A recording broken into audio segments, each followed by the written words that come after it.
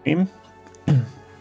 I don't know if my mic was being picked up or not, but anyway, it's here now.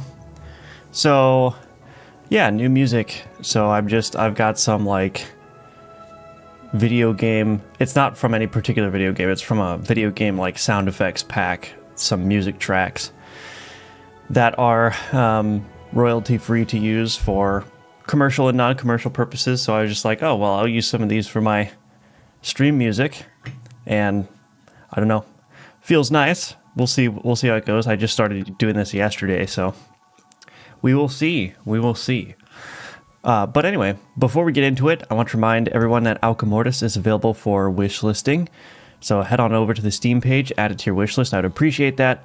The playtest is now over. We had almost 600 people try the playtest, which is great. I did not get 600 people sending me feedback, so that's a problem. No, it was great. I got a bunch of good feedback. People liked the game, and yeah, we'll just go ahead and fix everything that was wrong with the game, or that is wrong with the game, before we move on.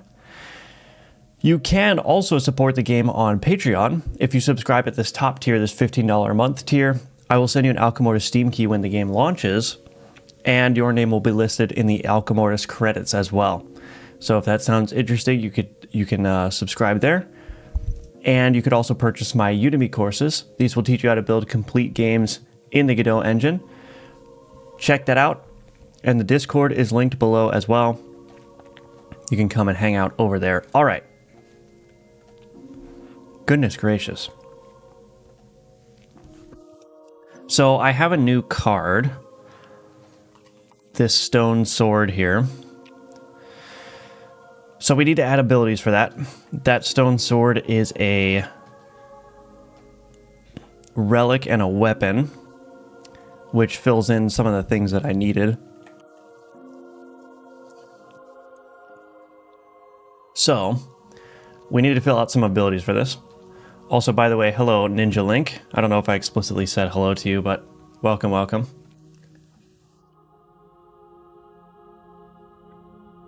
All right. So let me think. Let's go to the card inspection tool.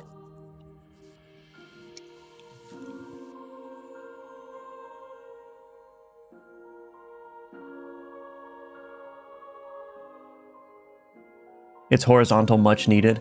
Yeah.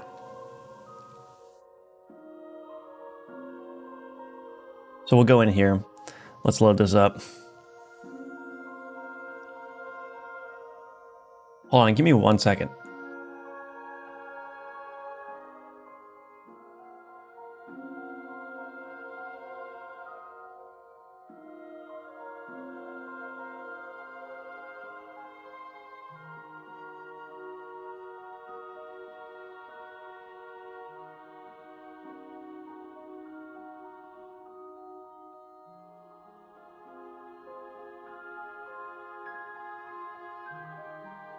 Okay, we're back.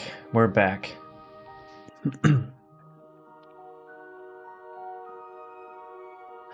So, it's a relic and a weapon. It's a 3x1 horizontal. I think that's only the second 3x1 ally card here. I think the Viper is the only other one. So we'll definitely need some more of those. But we need to come up with some abilities for this. So this, the little lore that I wrote for it is about a giant who united his giant kind through conquest with this sword, which I think is pretty sweet. But I think it would be fitting, if we want to make it fit with the little lore here, I think it'd be fitting to make it, maybe do some kind of shielding, which sounds kind of weird, but it is a stone sword. Obviously, it should probably also do damage. Maybe it can have something that's like thematically appropriate with like weight or something. Hello, Diligence Humility. Welcome. Good to see you. Welcome to the stream. Pascal H, welcome back. So I'm trying to think if we could come up with an ability that's like related to heft or related to weight or something.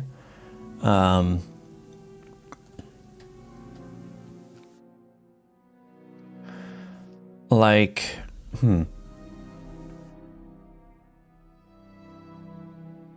I mean, it could deal shield damage. You know, it could be like an anti-shield weapon as well. We have, let's see, do we have damage shield in here? We don't. Unspecified. Wait, where is the...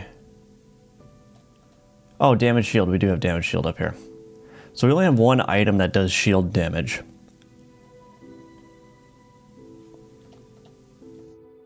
How many enemy cards apply shield? Okay, well, shield damage. We're going to need to add more enemy cards that apply shielding, I think.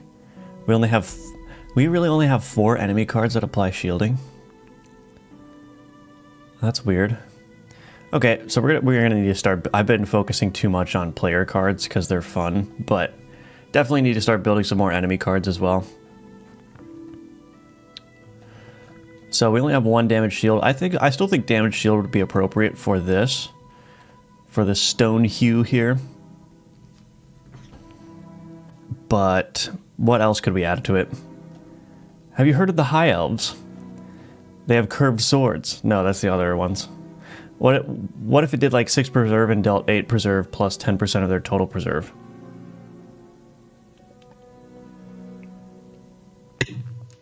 If it applied 6 preserve to yourself and dealt 8 preserve. Oh, what if it was like a shield steal? What if it deals like 10 shield damage or whatever? Or maybe the explosive flask might be a little bit strong, but what if it dealt shield damage and then just like applied whatever shield it ended up dealing? We could do something like that maybe. Is this some internal tooling? It is. Welcome back to the stream, by the way, Breckheck. Good to see you. Good to see you.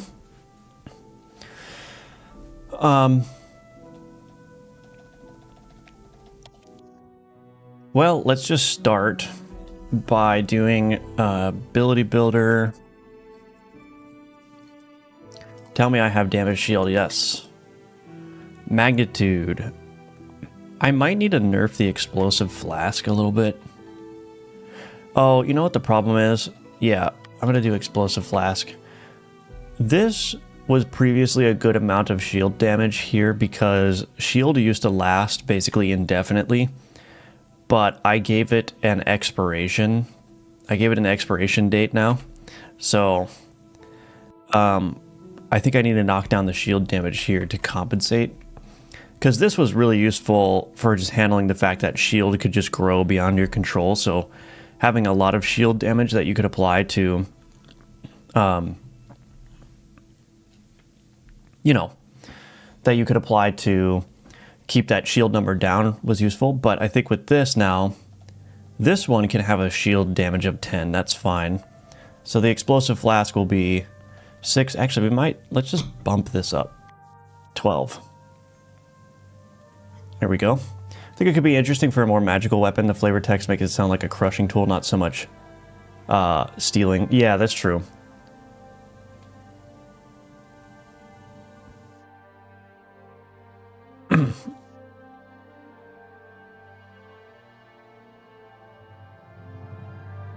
Maybe we could make it, let's see, damage shield.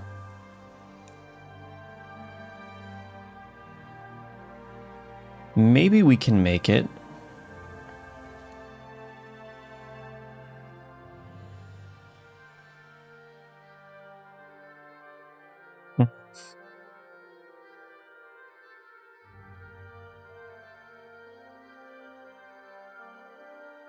I'm thinking it could, like, execute. I mean, I just did this ability. Execute again if it damages shield or something. Or...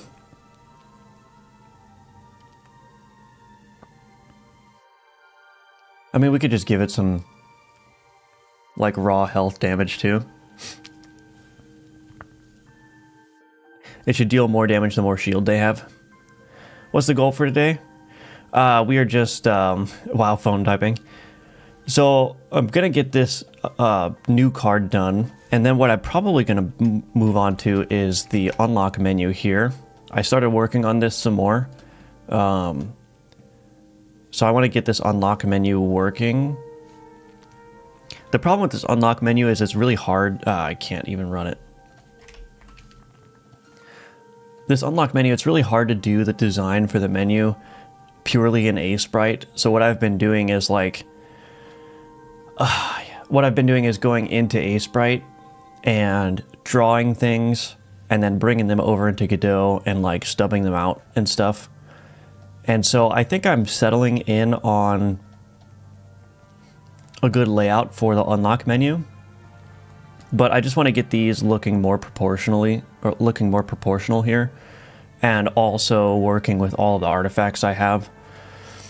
And then we'll see from there if I want to continue on with drawing some of these things or if I need to take a different approach. But yeah, I think that's going to be the next thing that I work on after we get this stone sword done.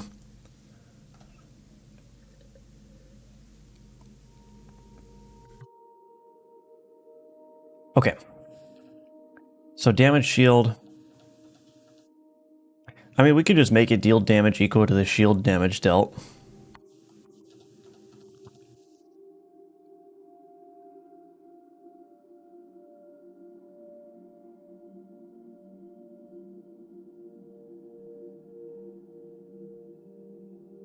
Yeah. Damage dealt provider is equal to new damage dealt provider. Damage type dot shield.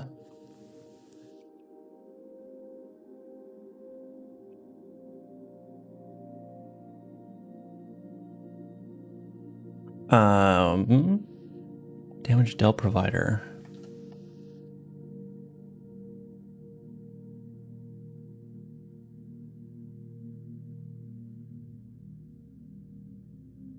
Dynamic damage is equal to new dynamic magnitude ability, damage dealt provider, new damage.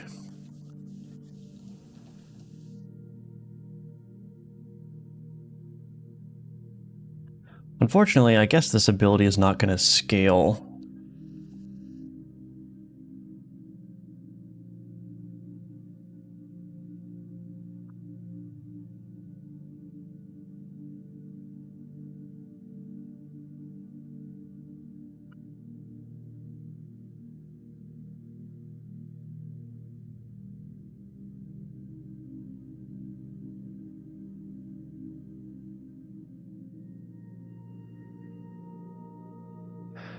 Do I want to make it deal damage just equal to the shield damage? Maybe I will. Maybe that's fine. I don't think every ability needs to scale, so we just won't make that scale.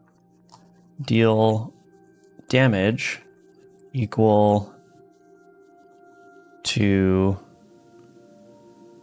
what did I call it? Preserve damage?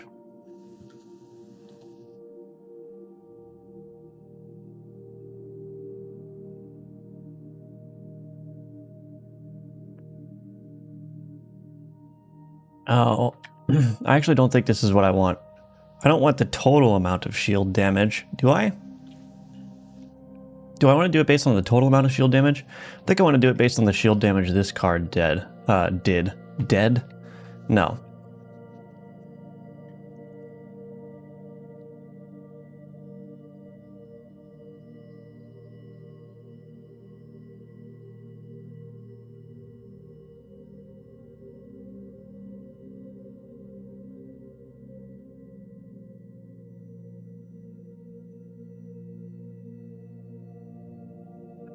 Deal damage equal to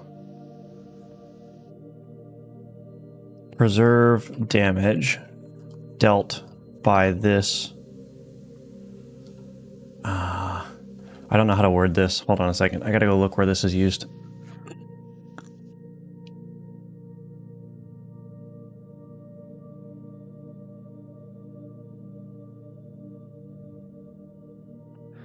Deal damage equal to preserve damage dealt by this card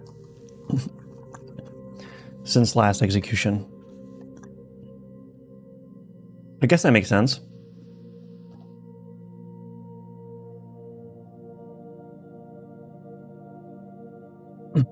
Okay. I guess that makes sense. And then we'll do this composed here. Let's see what happens. Training dummy is on already.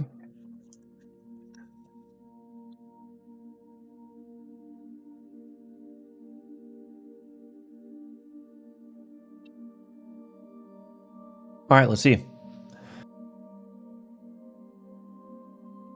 That UI is looking great so far. Thank you. Yeah. Is it a deck builder game? Yeah, it's it's an auto battler. It's an inventory management auto battler. You do have cards in here, but these cards are not like deck building cards. They're cards that you put on your inventory.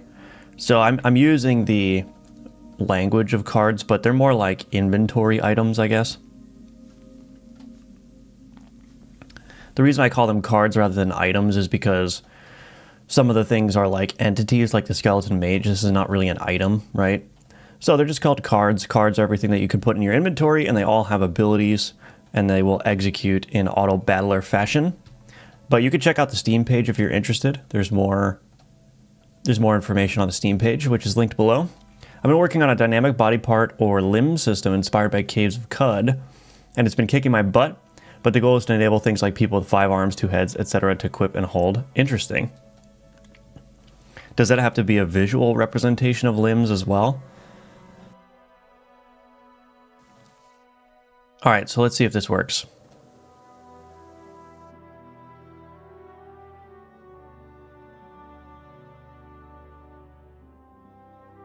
Yeah, that worked. So it dealt 12 preserved damage, and then it followed up with 12 damage. So it then did oh my gosh, why can't I speak today? It then did 3 preserved damage and 9 damage there. So that works. Now I want to test what happens if there's not enough shield for it to max out that 12. It should only deal 5 damage afterwards.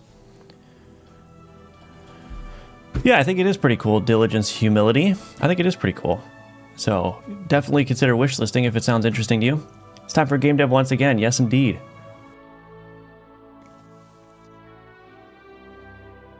Let's see. Welcome back, Jackie Daytona.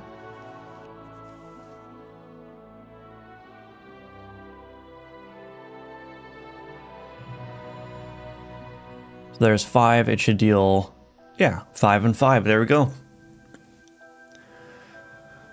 So this card will basically deal no damage if there's no shield, but,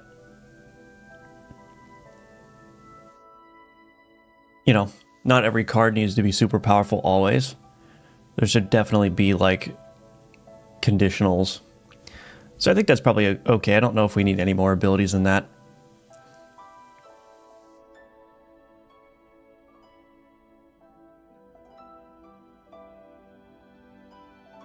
And it is a relic and a weapon. So that fills out some of our need for those kind of tags.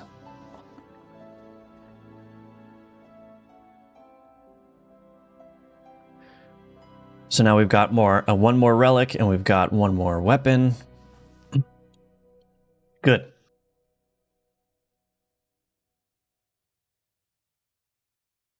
All right. Let's go ahead and commit that.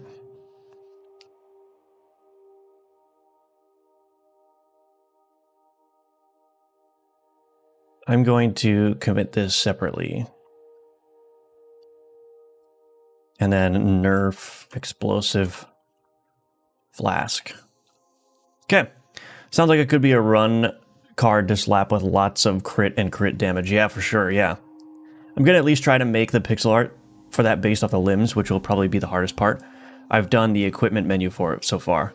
Yeah, I was going to say, like, I don't know what your system looks like, but it seems like the data part of that would be relatively easy to do.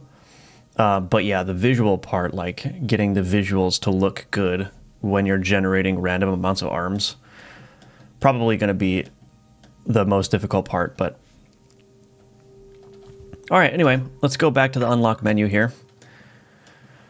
So obviously this unlock menu is very unfinished, but like I said, I just want to get it somewhat functional in here. so I could see more accurately what's going on. I think what I already want to do is I probably want to extend this, just fill in more of the vertical space a little bit more. I think the horizontal width is good. Originally what I was going to do is I was going to make this 2 columns here, but I don't know if that's necessary. But that's why we're experimenting. But let me do this. I want to get all of my artifacts listed in here first, like dynamically. So let's do that.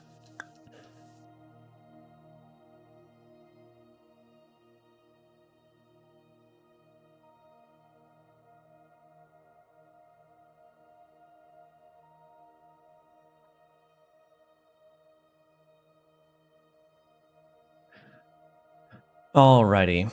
So we've got all these buttons. I haven't named them yet. That's okay.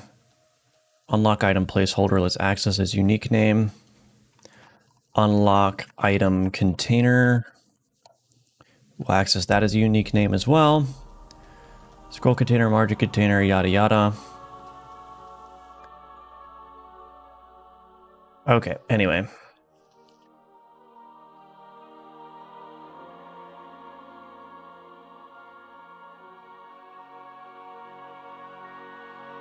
Oh, this margin container is outside the bounds.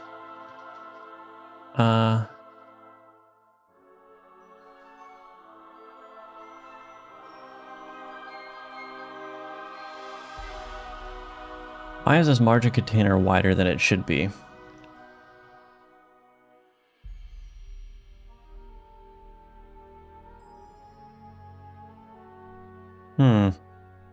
Well, don't fix what ain't broke, I guess.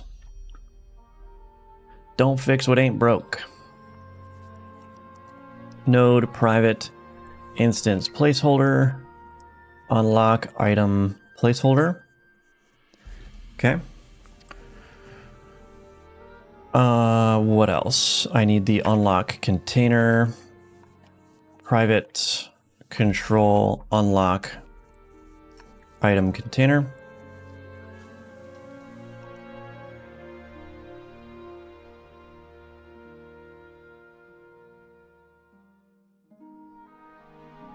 I need a script for the unlock item.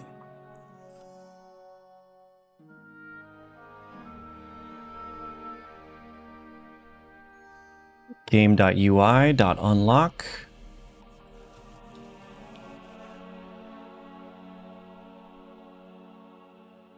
Let's rename some of these things. So this is a description label. I don't think I need that margin container anymore. Or do I? I do. Description margin container. And then, but the only thing that I don't want to do here is I don't want to have the top margin. So 0 there. I'm going to get rid of the bottom margin here as well. And then what I'll do is I'll modify this VBox container to have a separation of 4. Okay. All right, so that works. What is this texture rect? Oh, I had a horizontal bar going across here before, but I don't think I'm going to do that anymore. So we're going to get rid of that. Yeah, we're going to get rid of this. We don't need any of that. Let's call this title label. Access those as unique names. We've got this texture rect here. This is... Actually, let me extend this.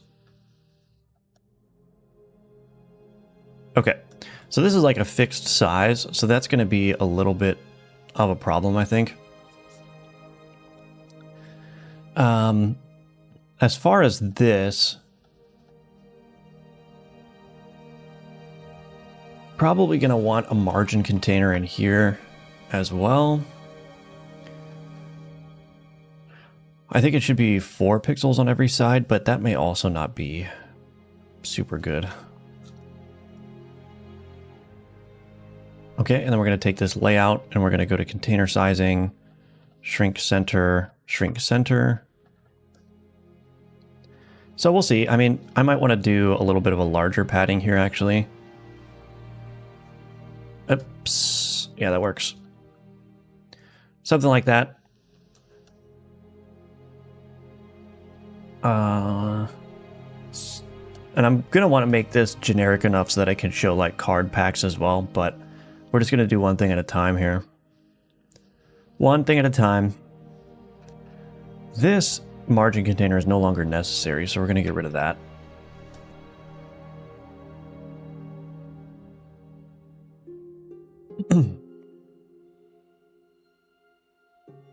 Okay. So now we've got the artifact display here. How does this work? Set artifact. So I'm probably going to want to do this as a placeholder as well. Placeholder. And then we're going to do access as unique name, title label, description label. Okay.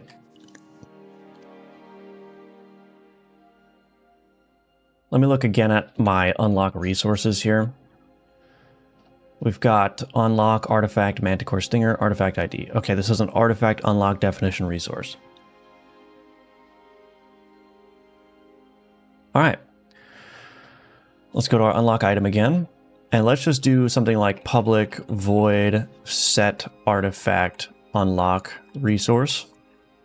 Artifact unlock resource, unlock definition resource.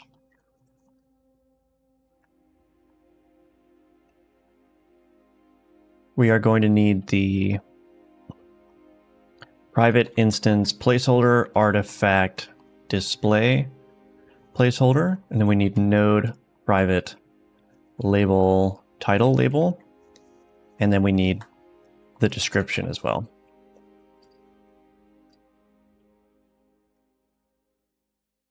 Okay. Hello, Bomb That Implodes. Welcome back. I just started using C# for Godot. Do you use any custom attributes for your game? Yeah. Are these things called attributes? Yeah. So I have my Godot utilities library, which most notably has the scene and node attributes. These are attributes that allow the source generator to kick in, and the source generator generates this method called wire nodes. And this is all generated code, but basically this is the code that will assign the nodes for me based on the member name.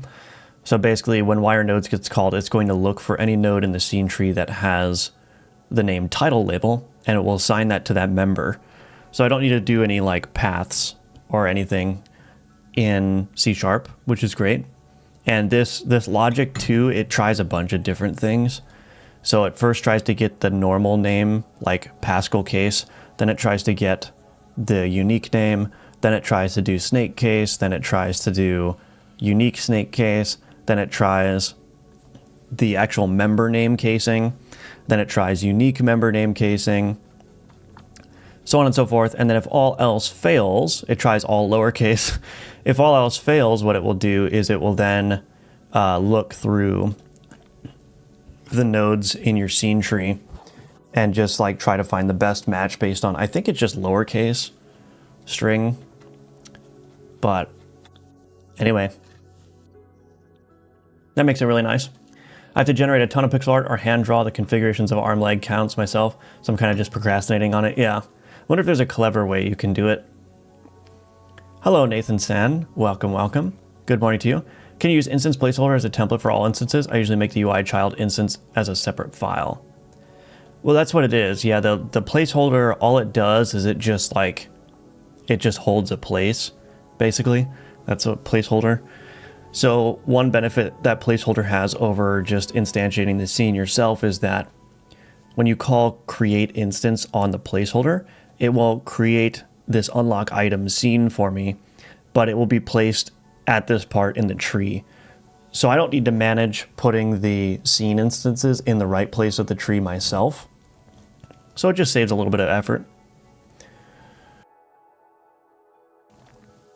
Have you tried using BB code features in your games? Yeah, I'm using BB code for this game, for highlighting the text and whatnot. What is actually the purpose of node? I mean the brackets. Oh, I got you. I just explained it. But welcome, Idrigas. Welcome, welcome. Good to see you. That's a source generator from my Godot utilities library. Yes, it's a custom attribute. Hello, Diceeth. It does this in editor at runtime, I guess editor. Are you talking about the C# code or the fetching of the nodes? this happens at runtime. So this wire nodes will be called when the scene is instantiated. I mean, you can call wire nodes whenever you want. I just usually do it when the scene is first instantiated, because then it guarantees that all of your node references are set before you can even do anything with the node. So it's almost like a constructor here. Not quite, but almost.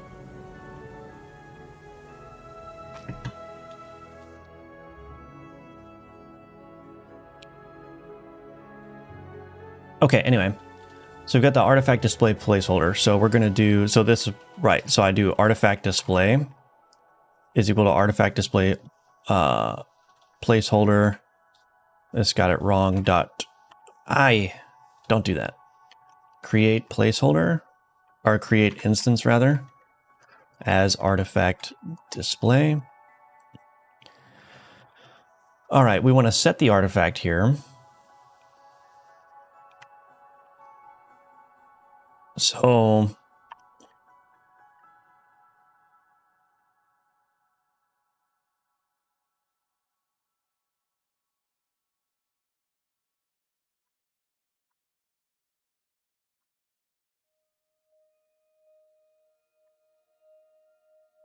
artifact unlock. So yeah, I would set these things as well, but I don't have title and description. So we'll do that. And then I go to my unlock menu here. What I'm going to do is for each var I just realized, I'm not going to have an unlock resource for every artifact. Okay, so that's not good. And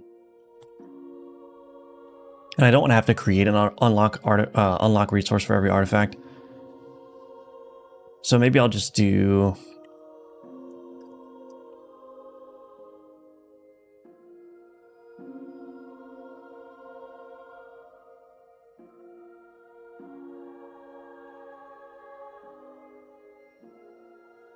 So I'm almost going to be displaying two different types of data. I'm going to be displaying the artifacts that are just available from the get-go, and also the artifacts that are potentially unlockable.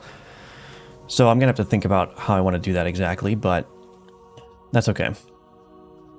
We're going to get rid of this, put this down here, and then we're just going to call set artifact there, artifact resource.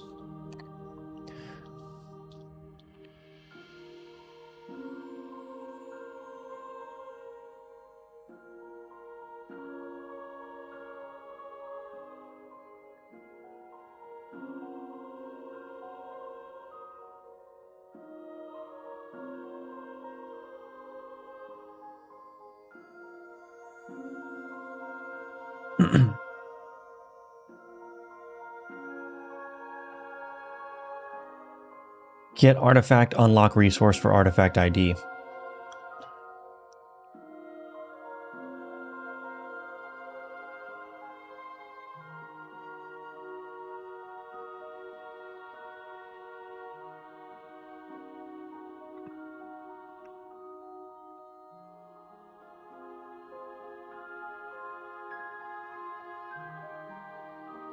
Artifact registry dot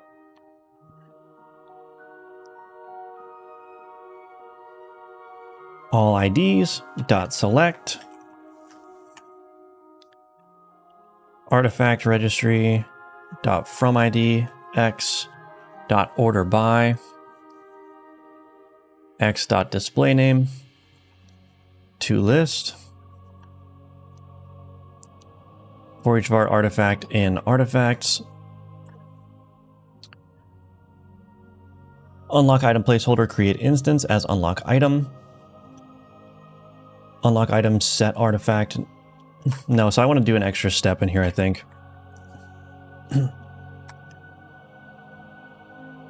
Var unlock resource is equal to unlock registry.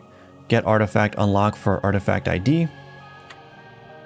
If unlock resource is not equal to null, we'll do all that stuff.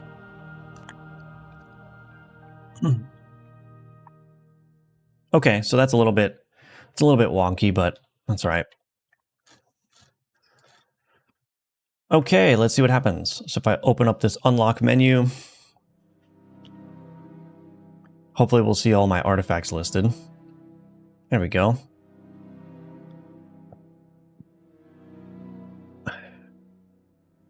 Obviously the artifact tooltip is not working, but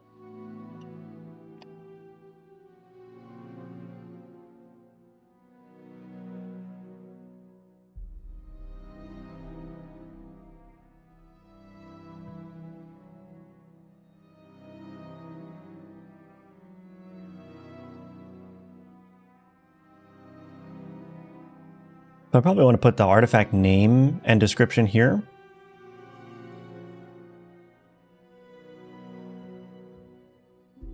Probably want to put the artifact name and description. Also, I need to use a rich text label for this stuff. Oh. But there's also a problem here, which is that the artifacts...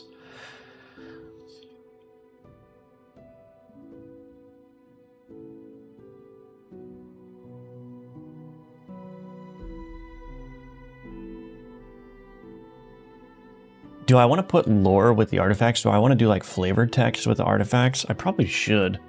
But then there's a question of like, where do I put all that stuff? Because I'm going to have the artifact name, the artifact description, and then maybe some lore text here. But then there's another situation where like if the artifact is locked, I need to...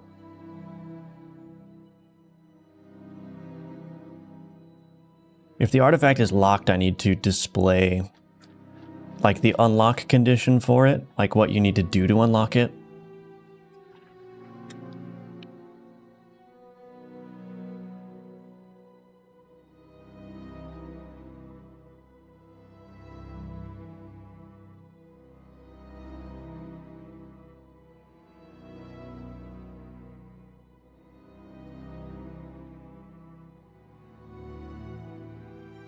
Right, elegant C sharp.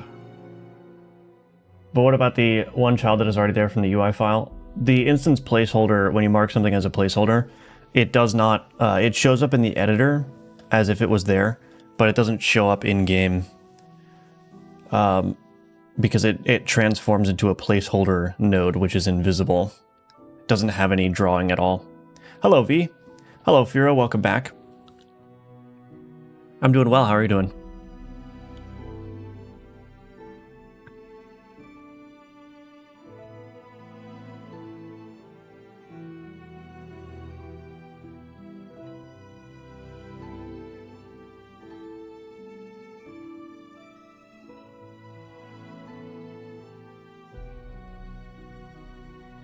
I don't know what I want to do about this.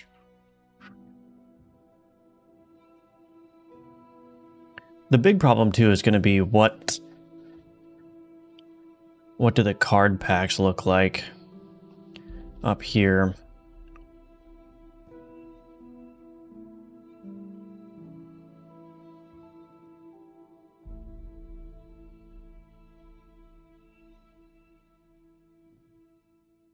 I was hoping I'd be able to use all of the, I'd be able to use this kind of style of display for all of the different ones. So card packs, artifacts, characters, but that might not be possible.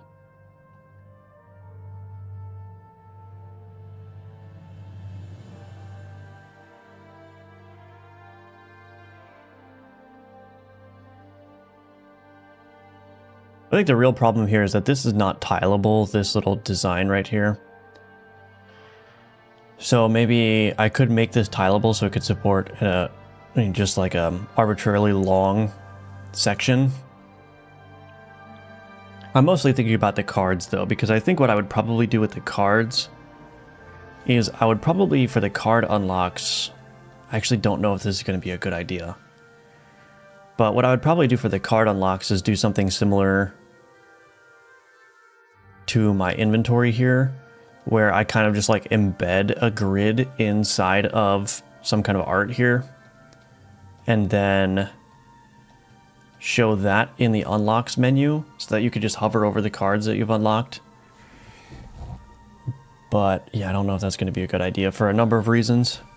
I think mostly performance wise, I don't know if it's going to be able to do 100 card instantiations at once and show those all. I mean, I could like pre-warm the data too, like I could just generate all of those and then just store them in memory probably, but yeah. Anyway, I may not be able to make this work with just the one UI style here. I think this looks pretty good. I mean, obviously I need to do a bunch of highlighting and stuff, but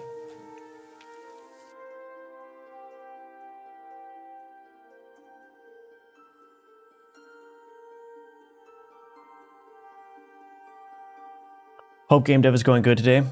Set up a new PC, my first ever desktop. Oh, nice. Played your playtest for a couple hours. It was fun. Thank you. Yeah, appreciate that. Should have known about instance placeholder long ago. Yeah, it's very helpful. It's very helpful.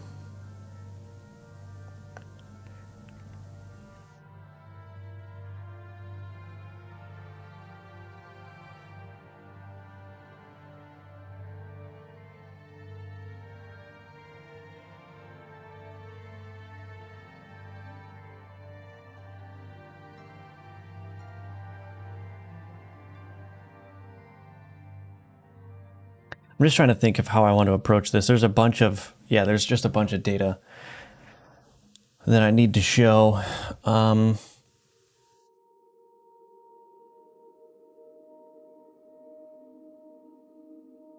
right, well, let's just do one thing at a time here. Let's get these actually showing their descriptions.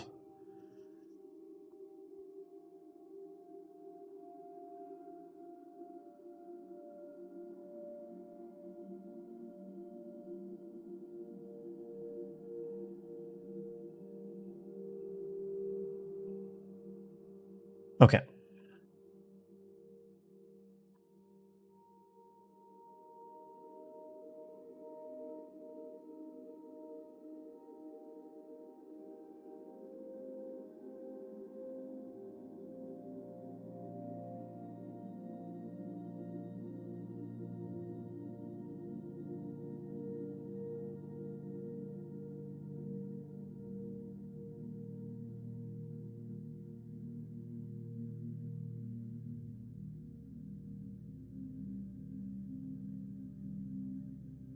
What is this? Oh, get full description. Can I just do...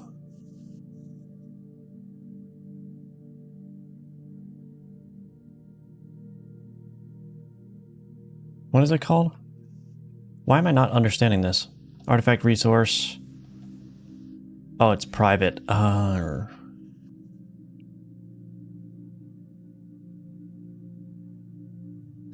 Okay, well.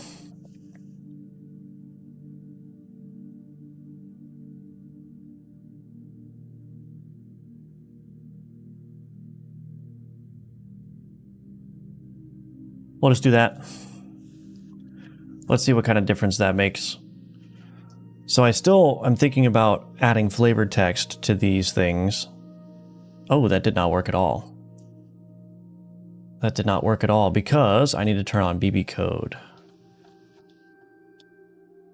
Where is that? Here we go.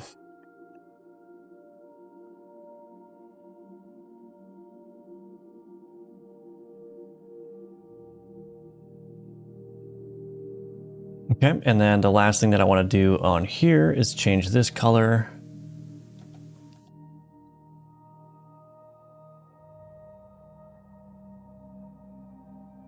Did that change it immediately? There we go. Okay.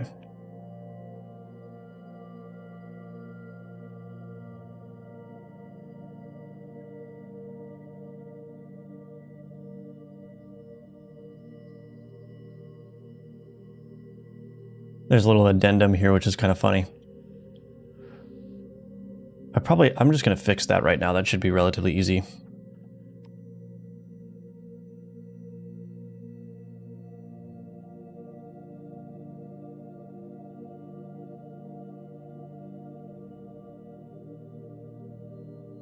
Go here.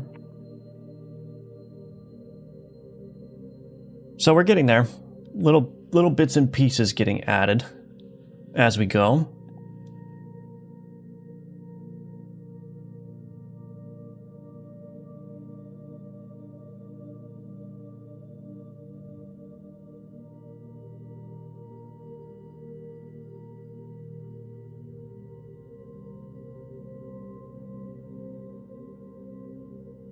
Yeah, that works.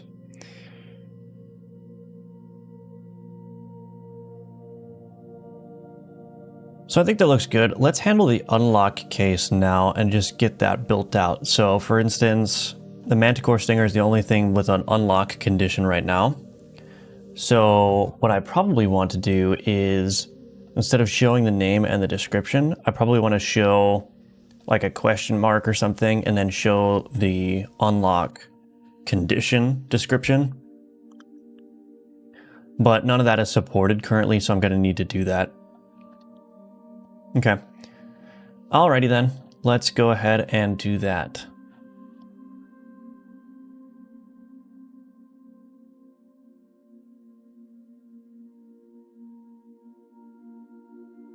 So that's probably going to be in my unlock definition resource. I probably want to do an export variable here. Public string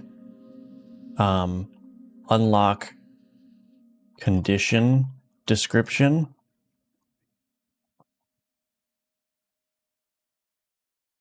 Unlock condition description here. And then I'm probably going to want flavor text as well.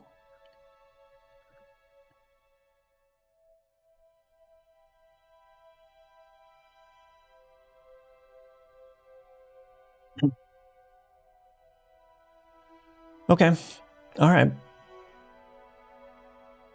So I think I don't know. I think my plan of trying to use this UI for every kind of unlock is probably not going to work. I mean, this UI will probably work for the characters as well. So probably work for the characters as well, but it's not going to work for the card packs. I think the card packs are going to need a different approach. I'm also not a huge fan of this outer thing here, but it is nice to have that so there's like a nice scroll area. I just don't like this section over here. Maybe I can fix that, but anyway. We'll focus on the art in a little bit. I do want to extend, because I was running this from my run manager here. I just put this in here, unlock menu, so I can see what it looks like over the game. I think it just needs to be a little bit taller.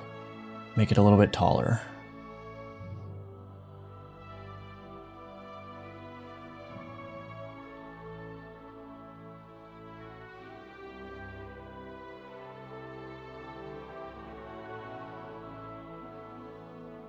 So we'll do that as well. But let's focus on the unlock descriptions and whatnot.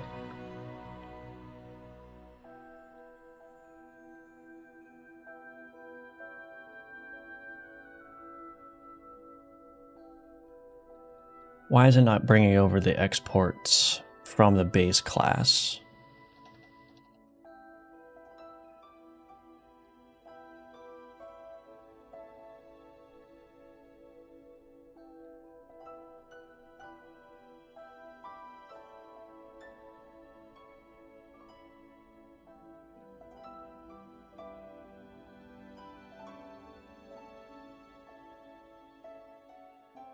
Do I need to restart Godot? Let's see.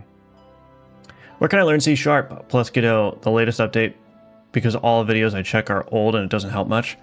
Well, C# hasn't changed that much, or at all really, since Godot 4 released.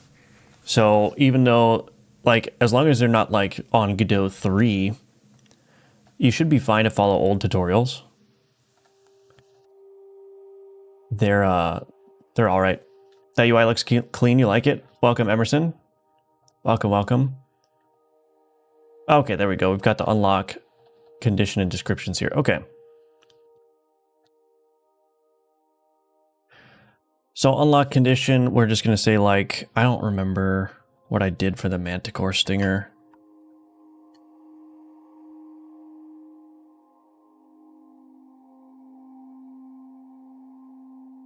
I'm just going to put test unlock description. You must make poison. Something like that. Alrighty. So unlock menu here.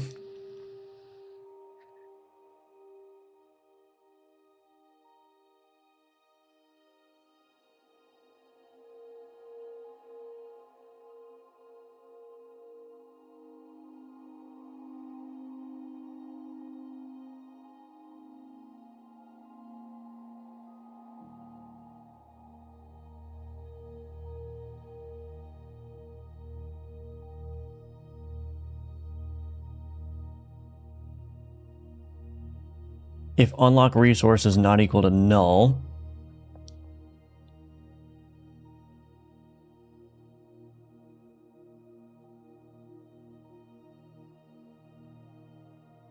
if unlock resource is not equal to null, then what do we want to do? We want to check if it's unlocked.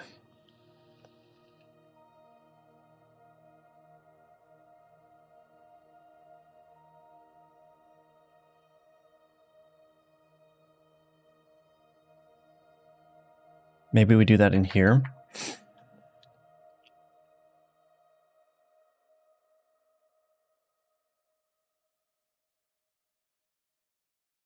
If not unlocks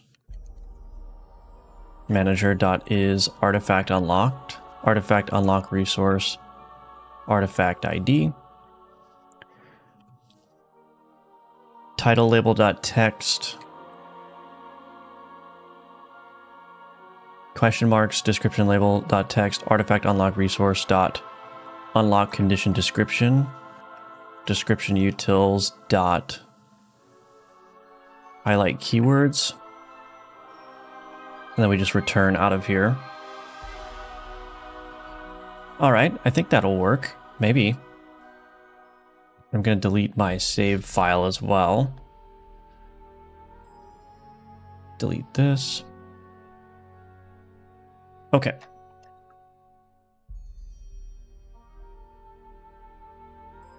Let's see if that works. All tutorials are for 3.6, 3.7, 3.8. I can't really find one for 4.0. Well, I have a C# course on Udemy that is in Godot 4. I think it's like 4.4 or something like that. Maybe 4.3. So you could definitely check that out if you're interested. Okay. All right, so that works. It's just not the proper width here.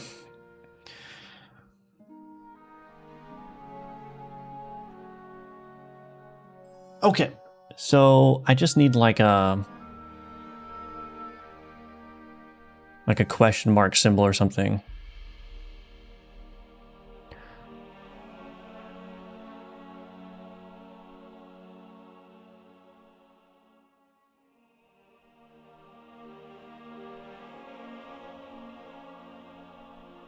So that is working. So anything that doesn't have an unlock resource associated with it will just be shown. Now I do want to change this too.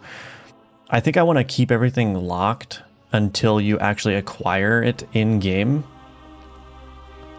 So this becomes like a library that you're building out. But we will handle that situation when the time comes for that.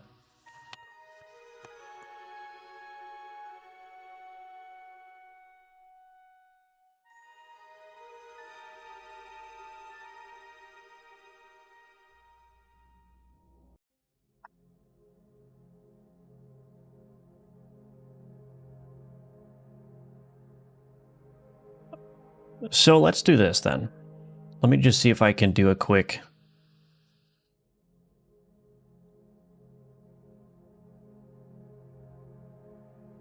little question mark here.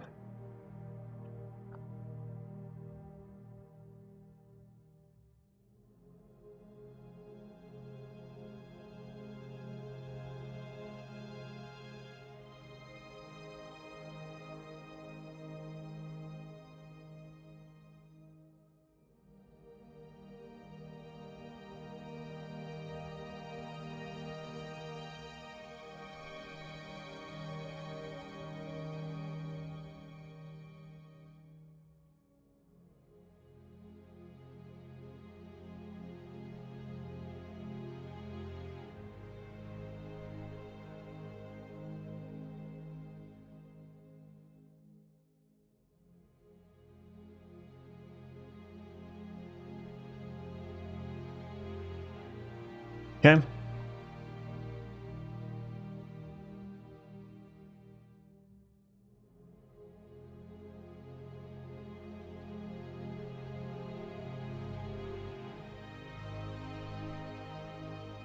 Might actually make this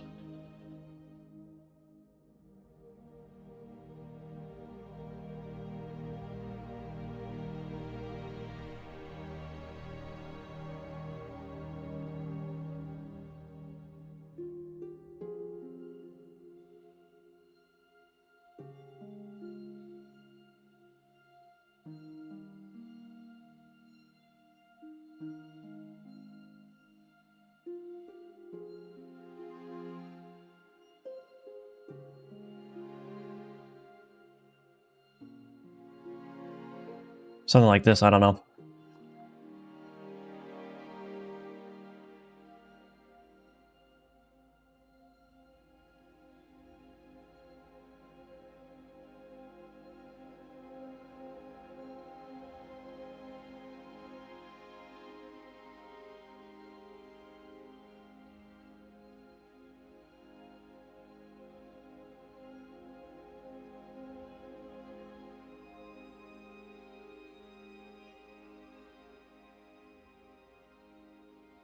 Okay.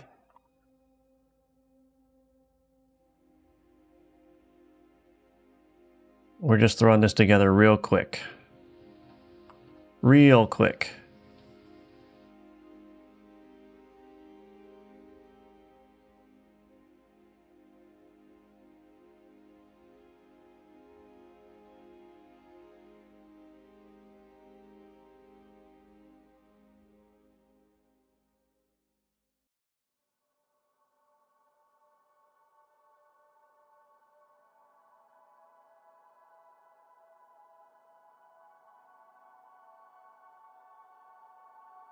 There we go. I think that looks, I mean, it looks decent, I suppose.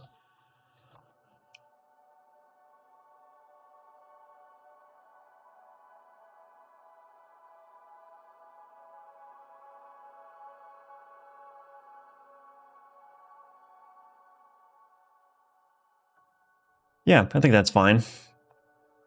We'll give it an outline just for fun. Okay, let's save this as assets, UI, unlock. Let's do artifact locked, icon.png.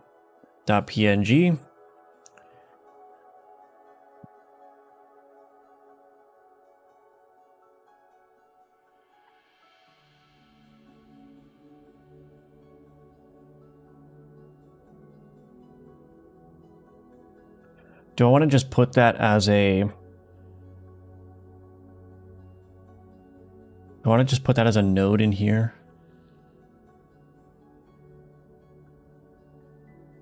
Let's just do it the easy way first.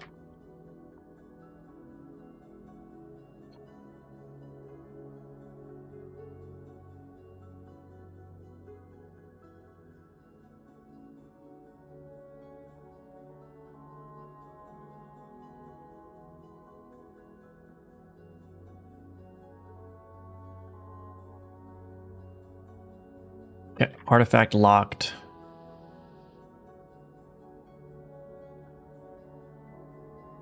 Don't tell me I did it with the wrong size. 18 by 18.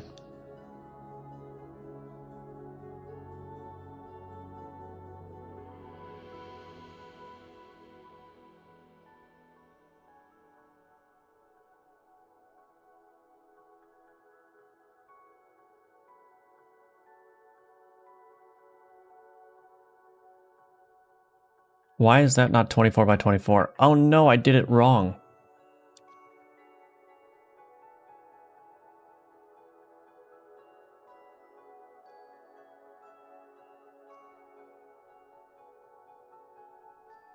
Oh yeah, okay.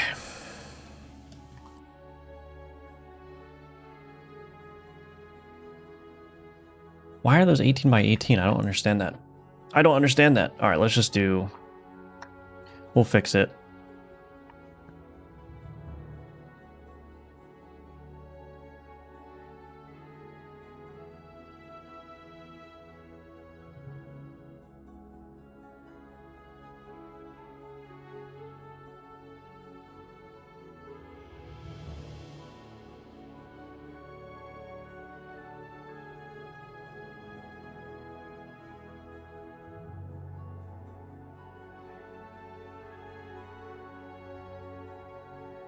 Node private control locked icon.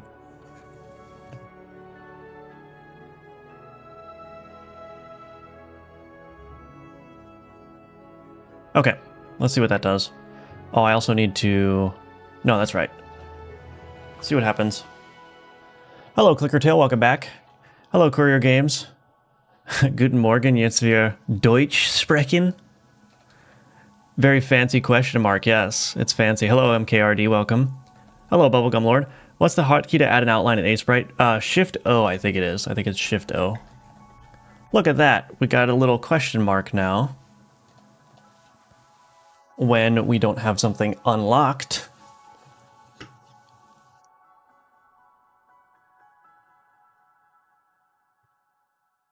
Okay, that works. I gotta figure out what I want to do about flavor text. Do I want to do flavor text for the artifacts?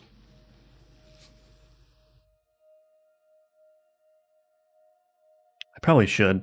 I probably should do flavor text for the artifacts. Everyone loves flavor text, right? But I'm not going to worry about that just yet. So I think this UI here is shaping up. I think, you know, it's very, very basic right now. It's missing all the shading and whatnot that's going to go down here, but like I said, I was originally trying to make this kind of UI style work for all these different categories, but I don't think that's going to work. I'm going to need a different approach for like the card packs and everything, so I may... let me think. Yeah.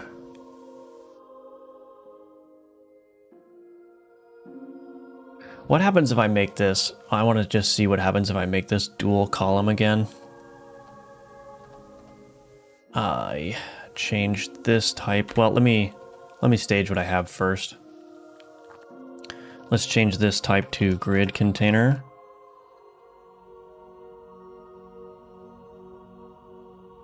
Two columns. What is this going to do?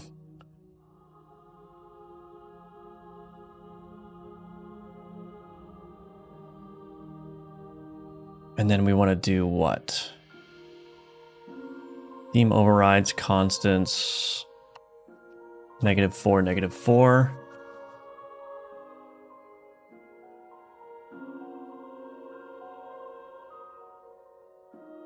Let's do 0 for the H separation there instead.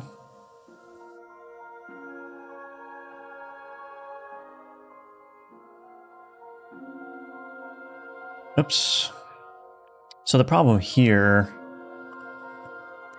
is I could have columns of different lengths. So like you could see this is taking up way more space than it needs to because of this. I'd much rather have them be uniform size.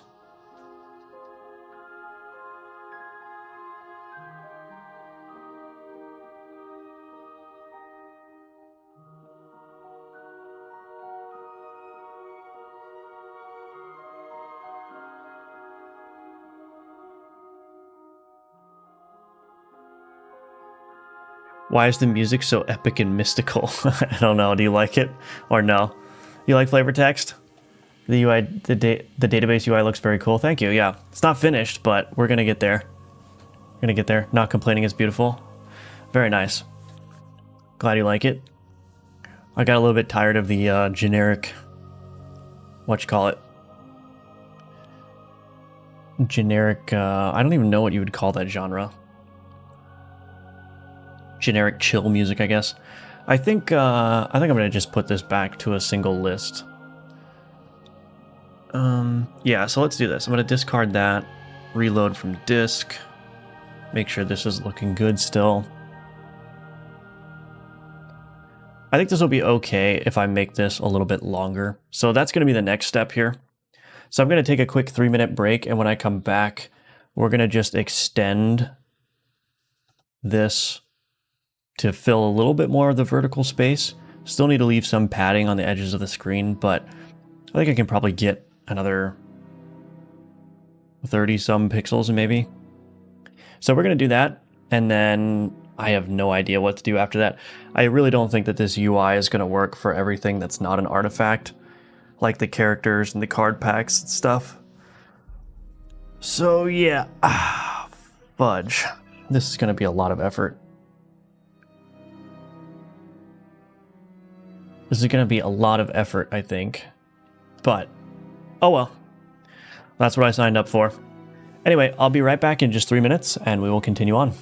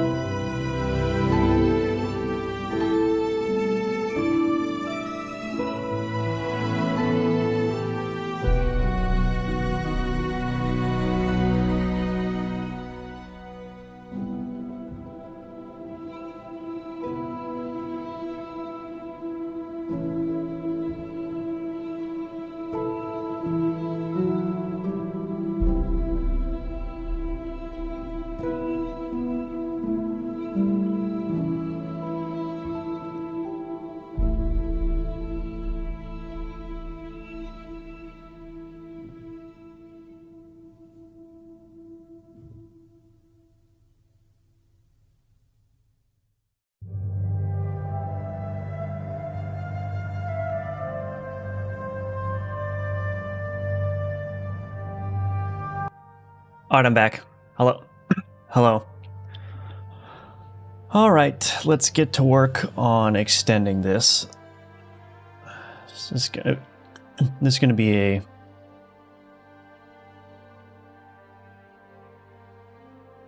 multi-week project, I'm sure, but that's okay. So we'll grab this, and I can't.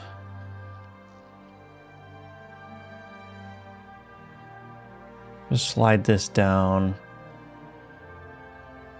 However much.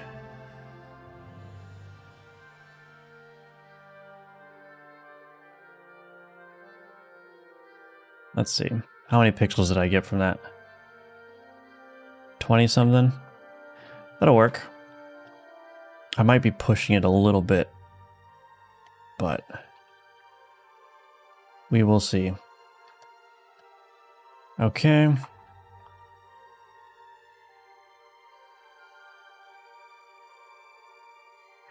All right.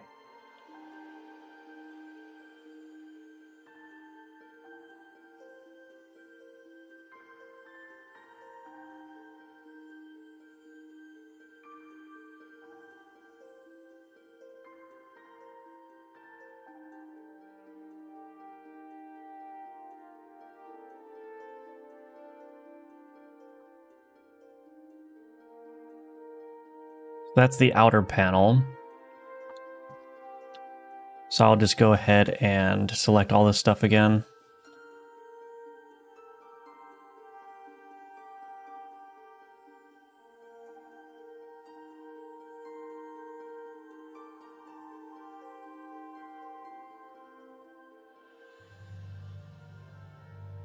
Selection, selected layers. This is the outer panel. I think export. That didn't work, did it? Did it work? Oh, maybe it did.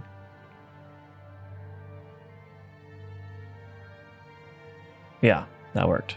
Okay. So that worked. And then I have to do this inner panel now. Inner panel, interior, right. So this one, this just needs to go down. There we go.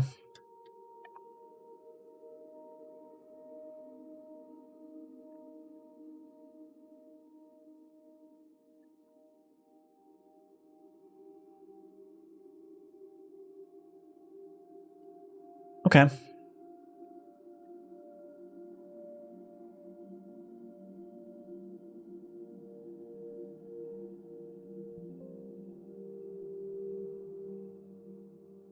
Export the interior panel there.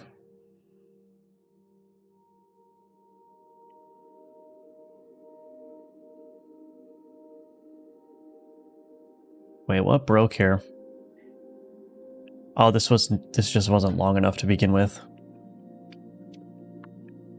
Well, that's fine. We don't need to worry about that just yet. Okay, so this outer panel here, 478, 324.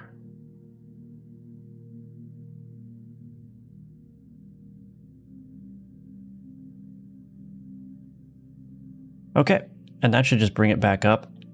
As far as this inner panel here, 440, 247.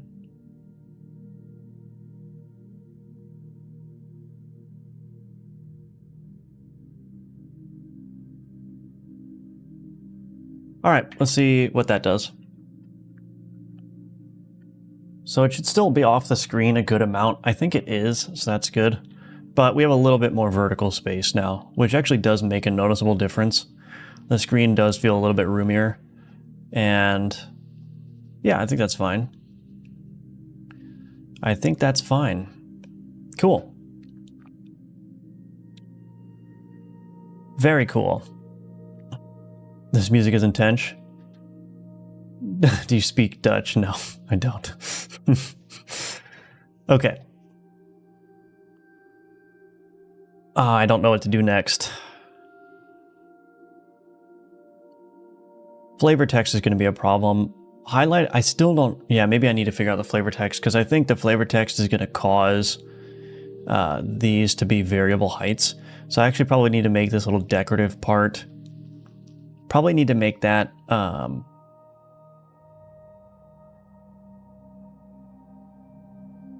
tileable, I think. If I'm going to have flavor text as well.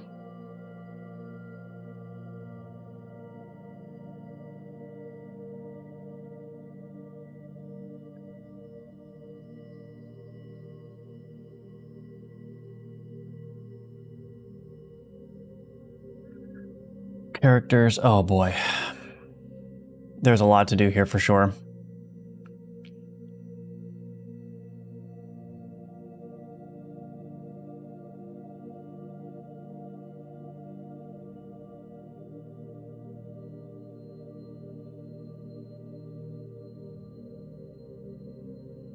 I don't know. I don't know what to do next.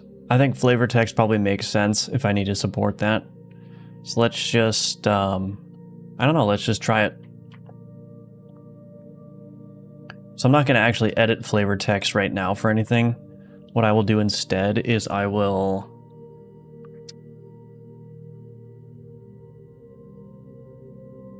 just add a flavor text label, I suppose.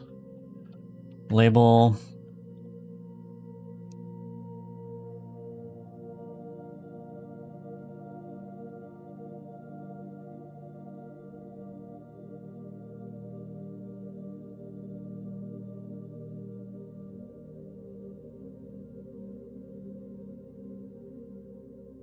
So this is all unnecessary here. So I can do a VBox container in here. Oh wait, this is already a VBox container. Let's do a margin container.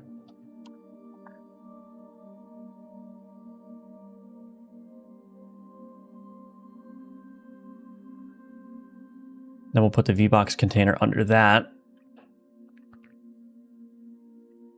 Layout here. Transform, container sizing, expand. There we go. And then we can just put the title label there, description label there, flavor text label there. Oops. No. There we go.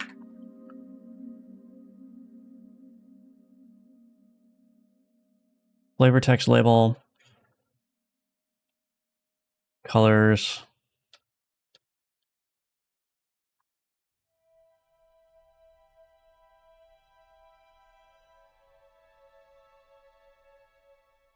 Maybe we'll change the color of this one as well.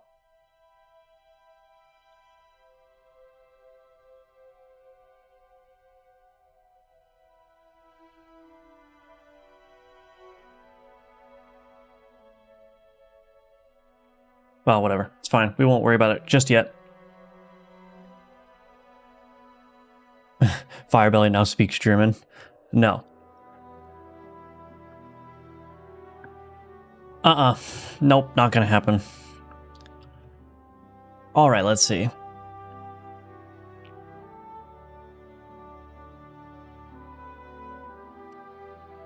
Unfortunately, that's not enough flavor text to actually create what I was looking for. So we'll just double it. Double or nothing.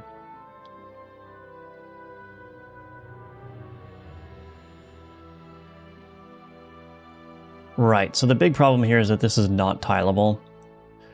And I don't really know of a good way to make that tileable. Because the design is a little bit intricate there.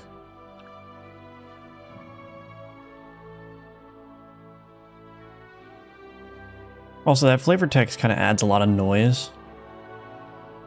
So maybe, do I want to put flavor text in here? I mean, I think I want flavor text. I just don't know. I don't know if that's going to be too much.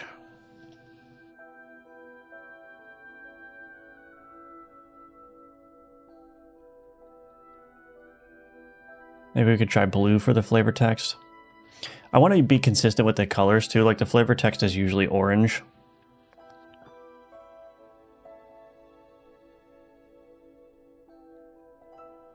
Dang, he did understand it though, pretty sus.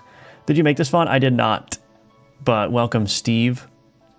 Welcome, welcome. Good to see you.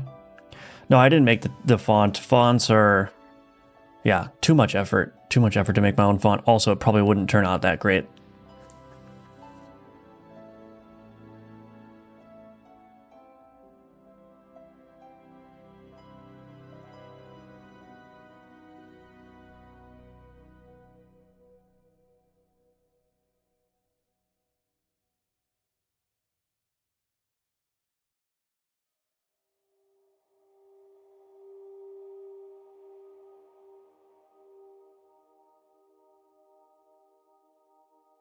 Let me try something a little bit radical here.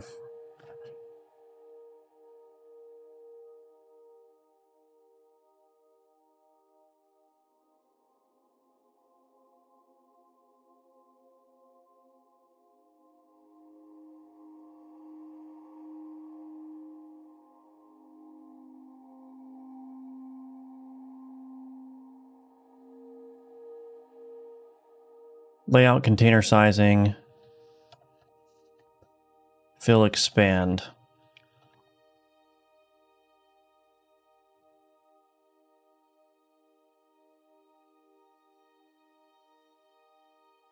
Nope.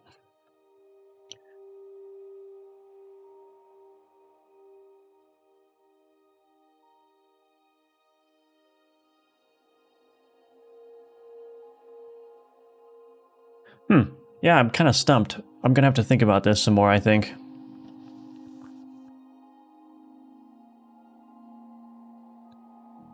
I could put like a little divider here again. That might work.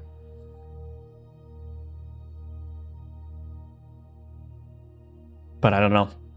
It's an interesting idea to keep flavor and mechanic text separate.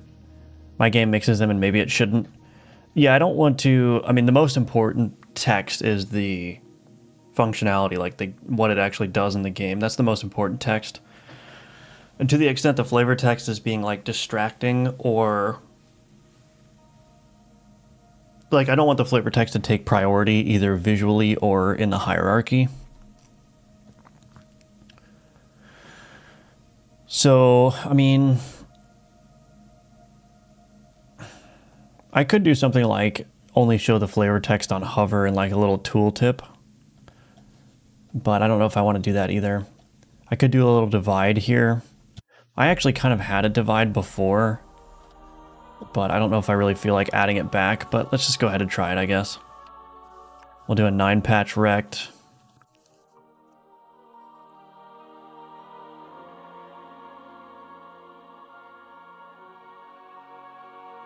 I think it was this one.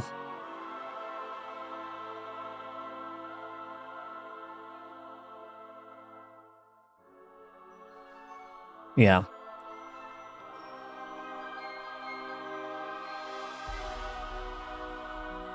Edit region. Let's see.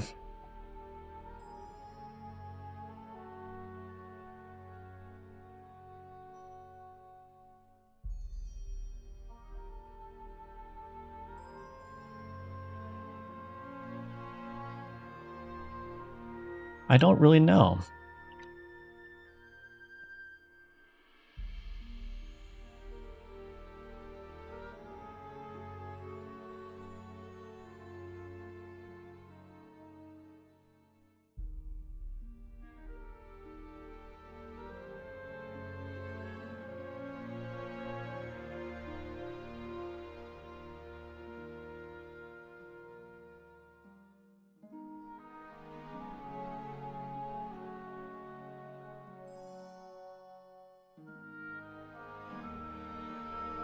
Let me just try something here. Let's make this custom minimum size 1. We'll do a thinner line as a divider. No, I don't like that. It's too busy. It's just too busy. I don't think that works. Well, I'm gonna have to figure out something to do with this flavor text, I guess. I don't really know what to do with that. I think it's adding too much noise to that UI. Maybe the flavor text could be a tiny bit smaller. No, it can't. I'm sorry. Daddle Panda. The text, the font is already the minimum size it can be. Hello, Bruno. What is the flavor text? It's just extra like lore, world building stuff. It's not anything important. It's like the in-game what the card is doing. I think the color being the same as the color for name text kind of clashes. Like say you had an elf in a jar, you might have flavor text say is this elf was captured to be used in alchemy. Yeah. Right, they are both competing for attention. Try the line more dark. Can't do that either. That is the darkest color it can possibly be. I personally don't think it looks bad. I think I just need to... if I had some way of like... I don't know. Toggling the flavor text on or something.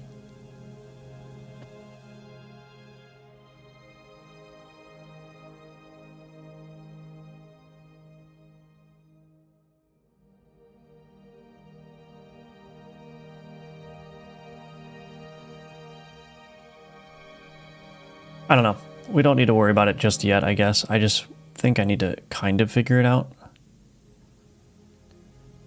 I think red is probably not going to work either. I could do the text on hover, yeah. I think that would be the way I would go. The only problem is that, you know, if people want to read all the text at once, it might be kind of annoying to like have to go in and hover over everything specifically. But, you know, we could do that. I think that might be the approach to do.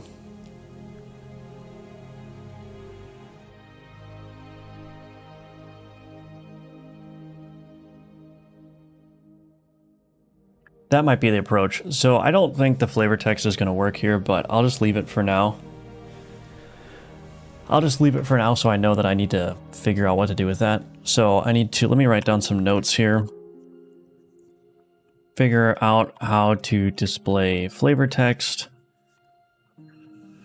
Figure out character, unlock UI.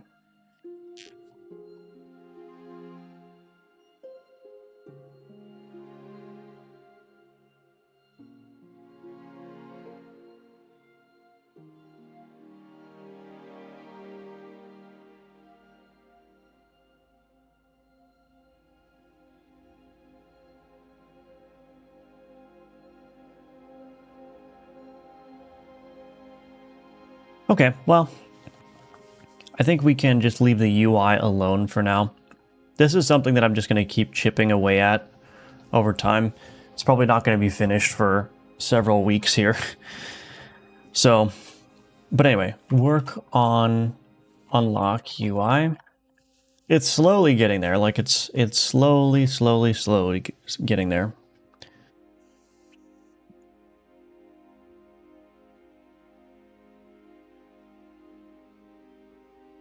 Maybe make it the same color as the frame. I think that would be too dark for readability purposes. I think it would be unreadable. Hello, Severus Snare, welcome. Good to see you. Welcome back to the stream. Maybe when clicked, the card expands to show flavor text, or maybe only show the flavor text when the card is first obtained. The flavor text is more than the other text. I think that's the problem. Maybe it will look fine when you have normal text and not this placeholder text. Maybe.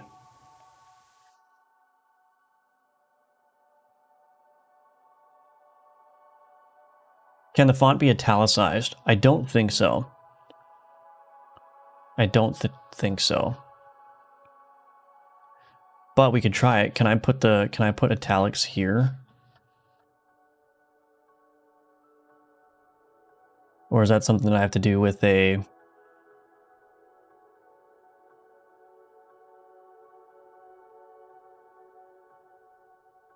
I might have to do that with a rich text label.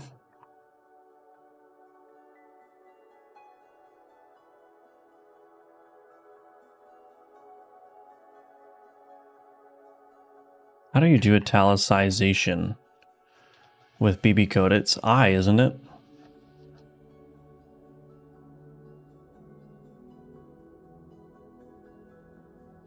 I don't think it works. My Pixel font doesn't support italics anyway, I'm pretty sure. So it wouldn't even look good even if it did something italic. All right, let's find something else to work on. I'll continue working on that on and off here and there. It's just a lot of work because like there's a lot of art to do. There's a lot of detail work to do on the art.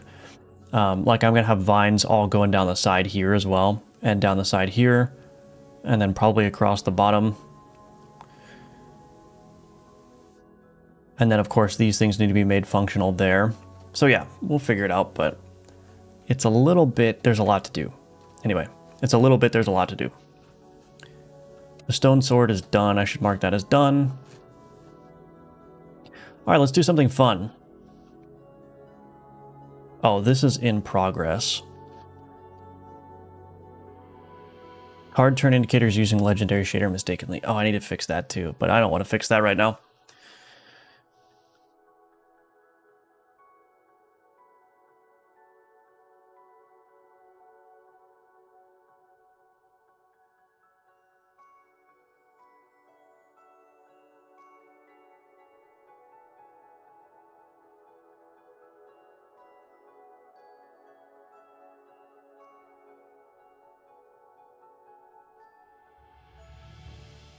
Hello, Actually Just Games, welcome.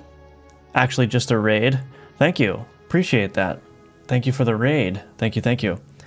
Well, now that we've been raided, we have to do something very entertaining and very fun.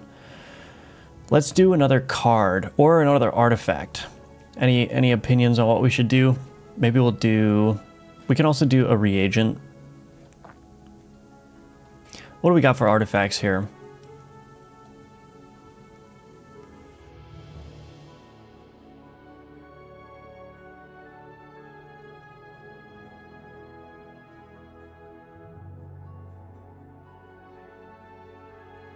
Project weapon tag to minions. Oh, that's an interesting one.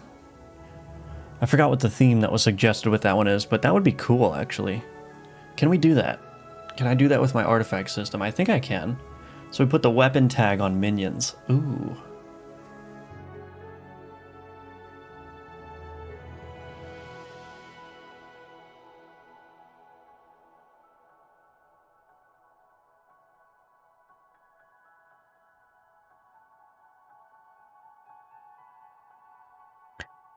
Happy Valentine's, gamers. Yes, happy Valentine's Day.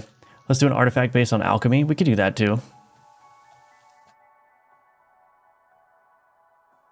Reagents have a chance to apply twice. Oh, that would be an interesting one. What would that be applicable to?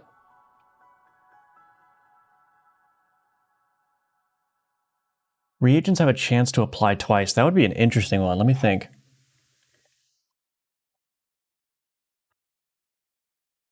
I'm in a relationship with the grind, bro. Just had a card idea. St. Valentine's heart extracted directly from his chest. I already have a heart card, unfortunately, so can't do that one, but that is a good idea. Hello, Fruit Superman. All right, let's do this one, actually. This sounds interesting. Reagents have a chance to apply twice. That's going to be really cool. All right, now we got to figure out... We're probably going to make it something, obviously, alchemical themed. So let's go to Artifact. Let's open up my Artifacts file here. Let's see if we can do something. We will see if we can do something. Do I want to make like a little pot or something? I could do like a little pot, or what are some other alchemical tools, or maybe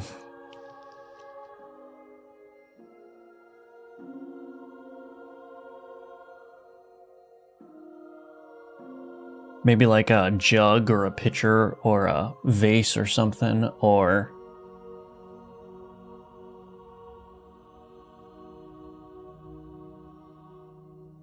I mean, a pot would be easy to do, I think.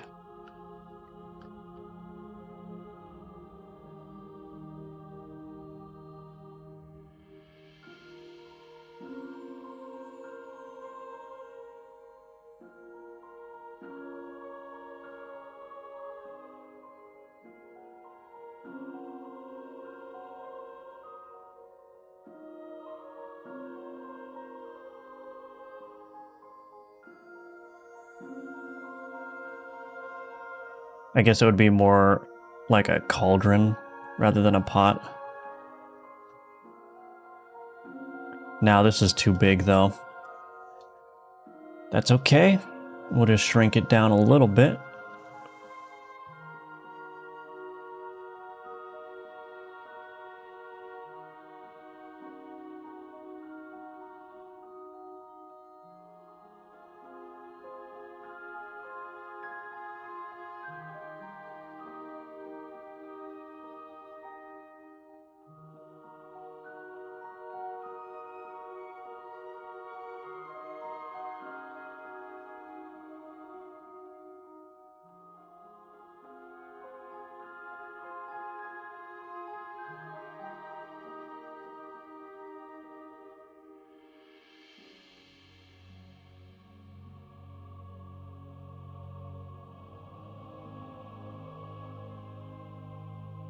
Something like that. Graduated cylinder. Yeah, we could do that. We could do that. That would be another, like, we can have multiple alchemy artifacts for sure.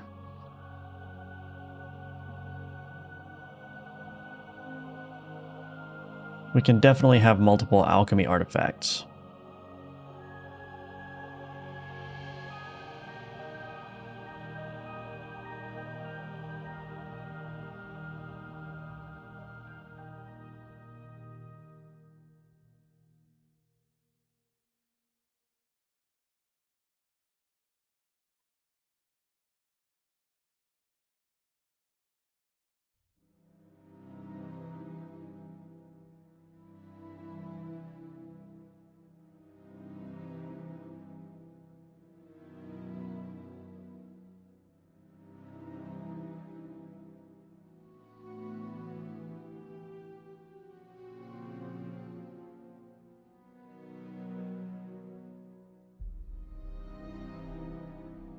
I'm just messing around right now. I don't really know exactly what I want to do here, but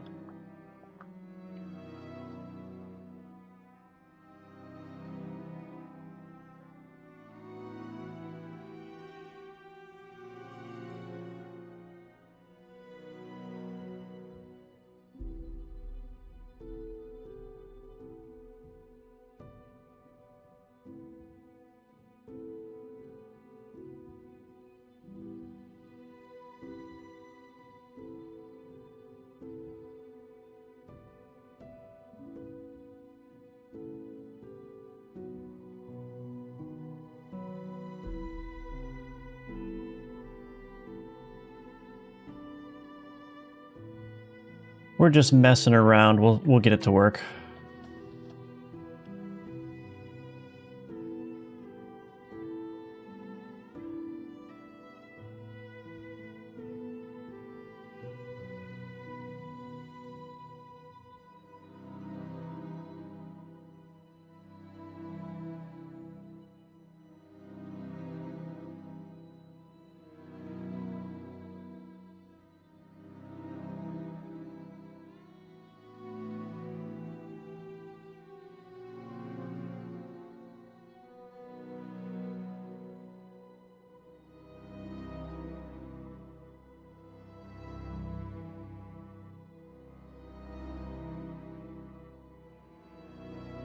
Yeah, I don't know about this shading here. Maybe I'll just bring this in a little bit.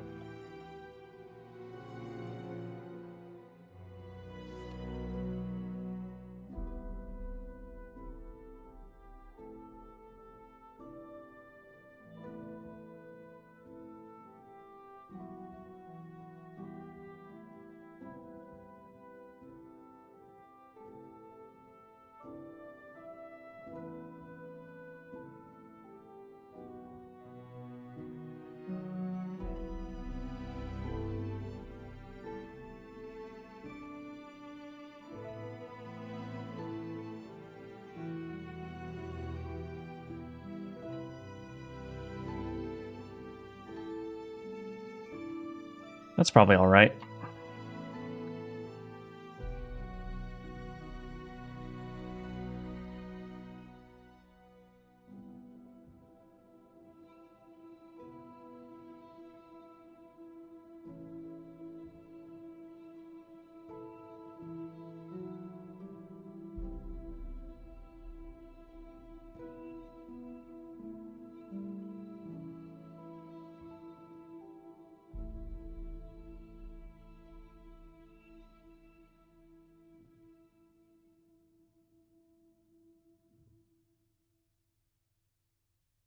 Yeah, that's probably fine.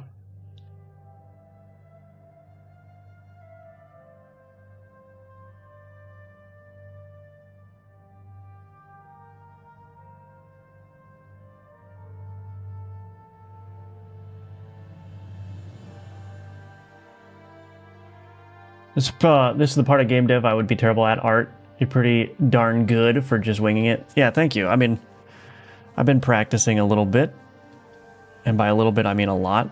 So, but it's still a struggle sometimes. Definitely not perfect. I might even just pepper some of these in. Yeah, that looks good. And actually, maybe I make some of these highlights a little bit more intense. That could work.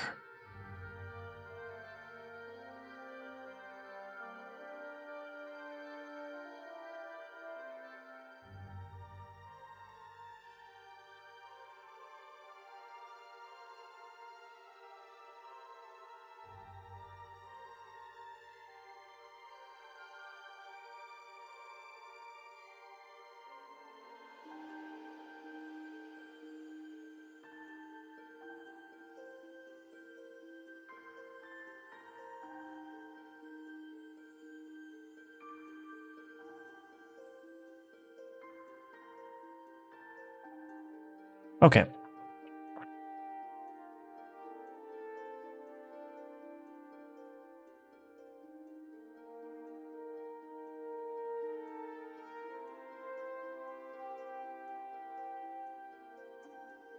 Probably in quit while I'm ahead territory here.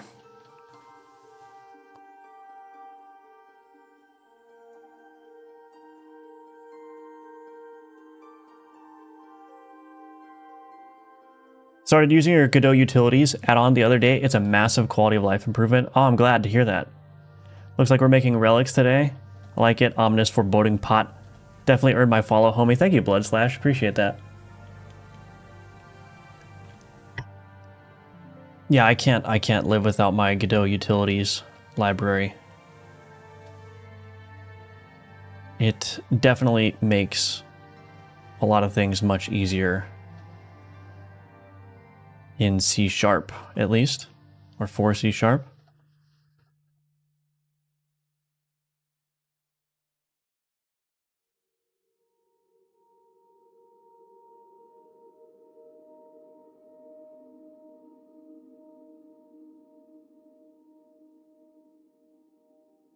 Yeah, I don't know.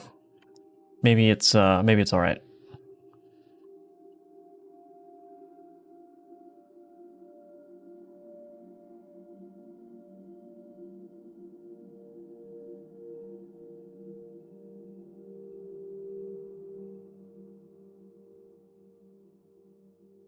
Maybe it's all right.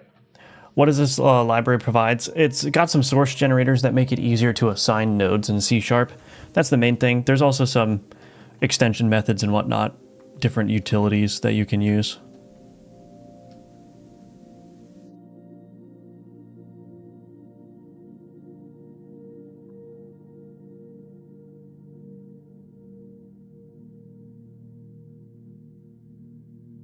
Okay, I don't really know if I'm going to be able to make much more improvement here, but that's not the interesting thing. The interesting thing is going to be the functionality. I mean, the art is an interesting process, I suppose. But let's see, that's 3. That's also 3. Okay. We are good to go. Good to go. So we're going to call this one pot. Export that. Let's go ahead and create the artifact now.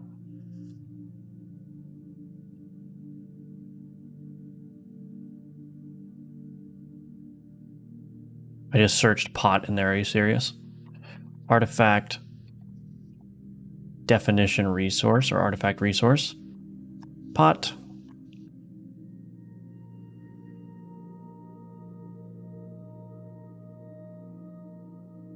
Just call it pot for now. I'm going to give it a cooler name for sure.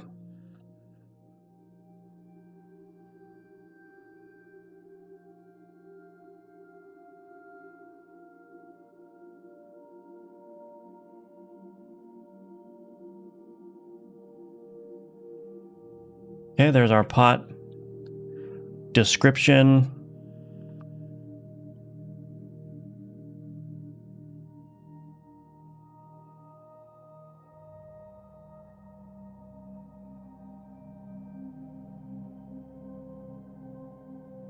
So we'll give it like a 25% chance to be applied twice when using alchemy.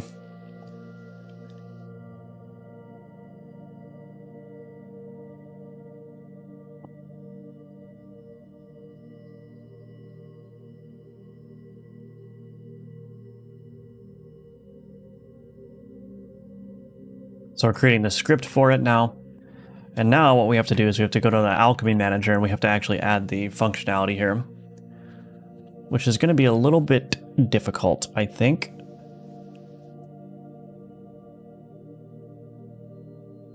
Yeah, how am I going to do this? Let's see. This might actually be a difficult one.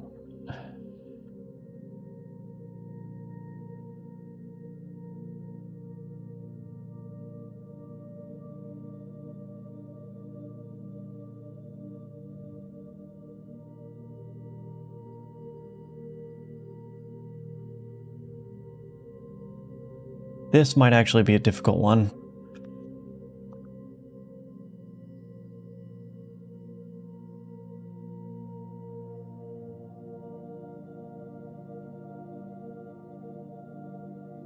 So we call get randomized output. Positive abilities to add, that's established up here. Get alchemy output data.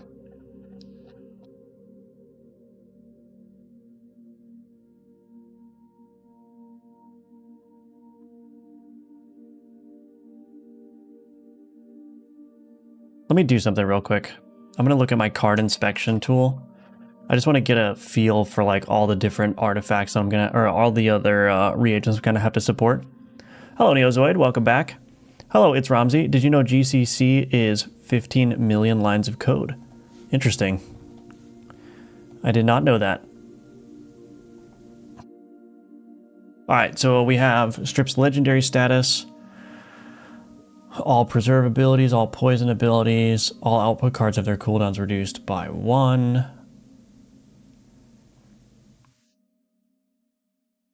So some of these aren't really applicable, like the Death Orchid. The Death Orchid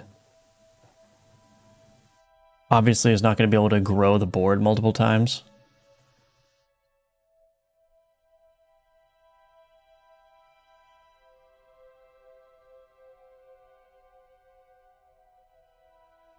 This might actually be relatively hard to do.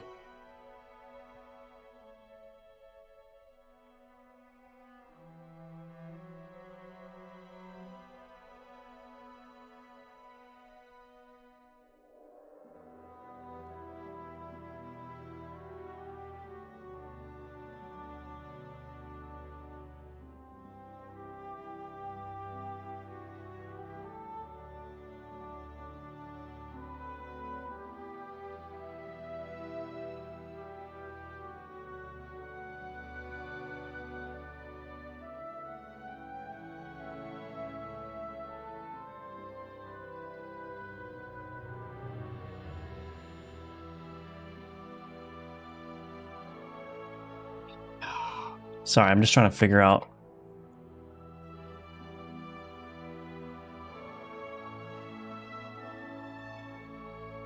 I might have to come up with a different design for that pot, because I don't know how easy it is going to be to just reapply reagents multiple times.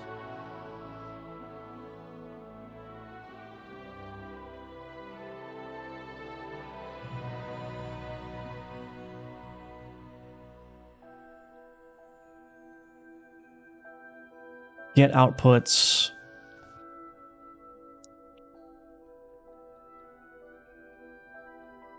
I just don't know where to put this in a way that's going to be super clean and predictable.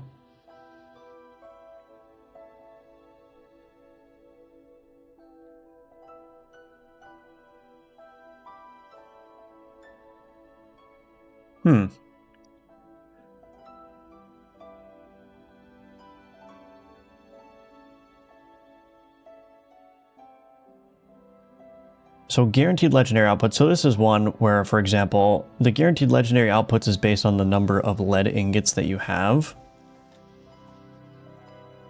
And that's being fetched here.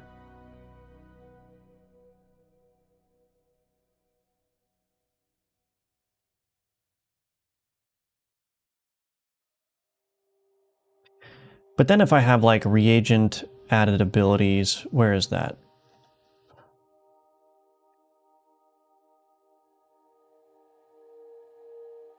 Reagent added abilities.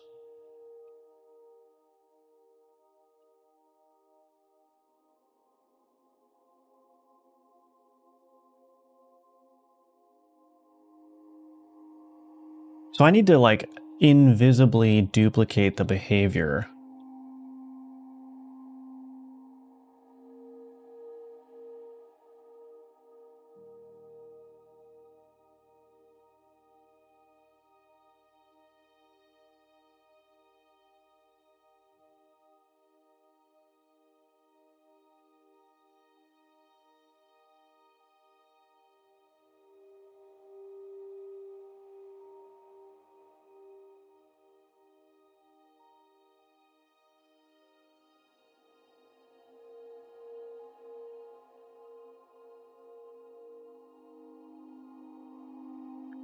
I think I'm getting close. Hold on.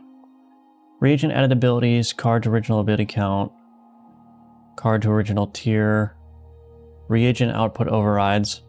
So I think the main things here are we're adding abilities. We're removing one negative ability from alchemy output. All output cards have their cooldowns reduced by 1. How is that working? Elf in a jar. Alchemy reduced cooldown. Turn cooldown reduction.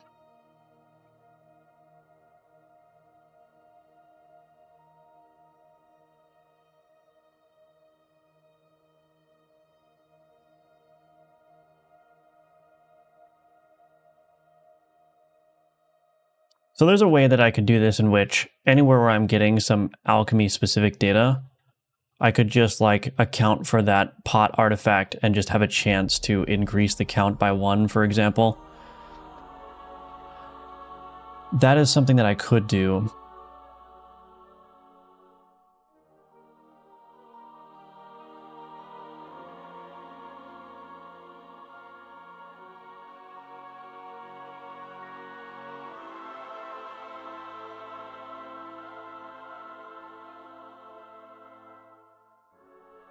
I mean, maybe that's the way to do it.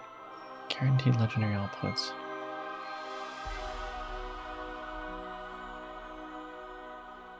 Now this reagent added abilities, this is going to be the one that's a little bit tricky, but I think I could do the same thing.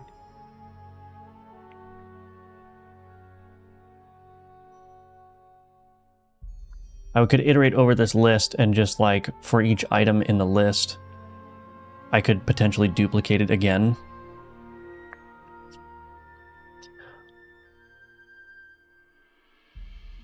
Or I suppose I could just do that in here, right here. Reagent added abilities.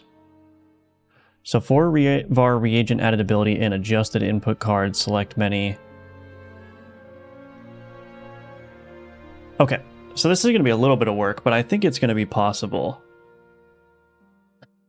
I think it will be possible. What I need to do in here is I need to go to each card.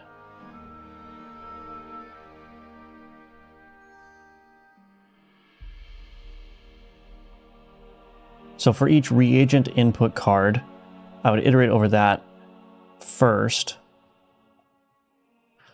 Then I would select the abilities that are going to be guaranteed added in alchemy in that card.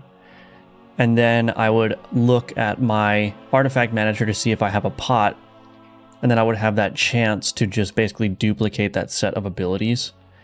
Now, the only problem that's going to make this a little bit not so great is I'm going to have to do that for every piece of alchemy data.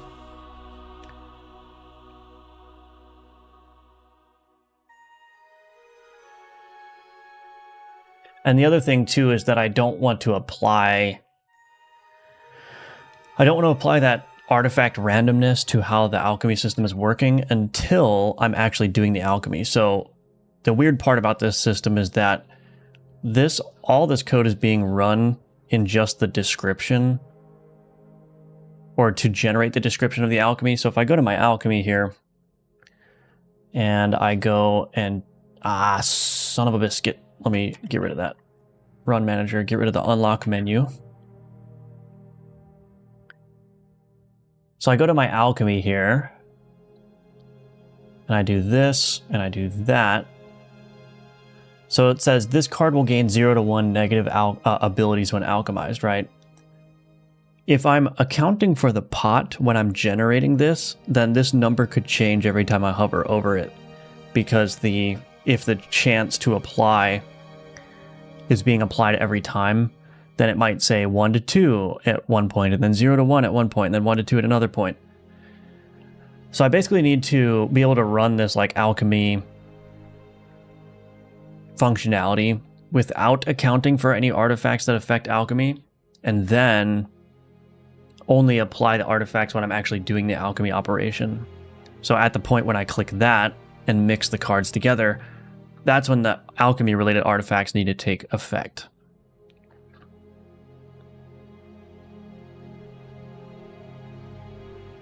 But I think basically everything is going to be handled in this collect stats, I think. And I might even be able to break this up even more.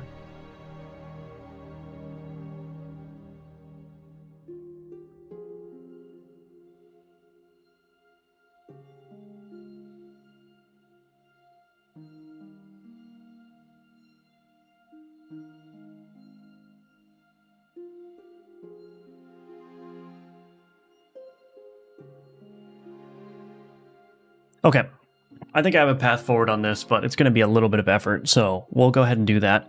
But I'm going to take a quick 3-minute break again, and when I come back, we're going to rework this alchemy manager code a little bit so that we can support not just the pot, but any other potential alchemy related artifacts we're going to have in place. So yeah, I will do that, but first I need a quick break, and then we will continue on with that.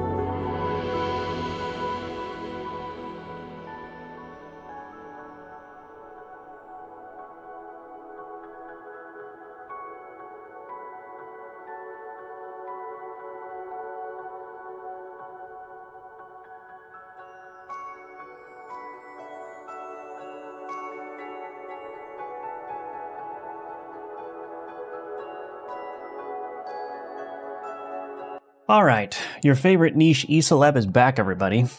All right. Anyway. All right. So I think it's going to be a good idea to split this stuff up. Reagent input cards. So adjusted input cards. I think this can change. So this can become reagent input cards here. Adjusted input cards. This can become reagent input cards.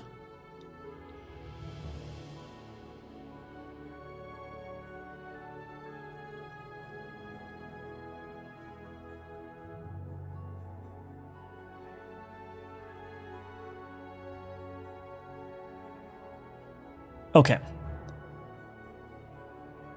So basically what I'm going to try to do is take all of the reagent specific stuff and move this out in a way that's more sensible. Has strip legendary.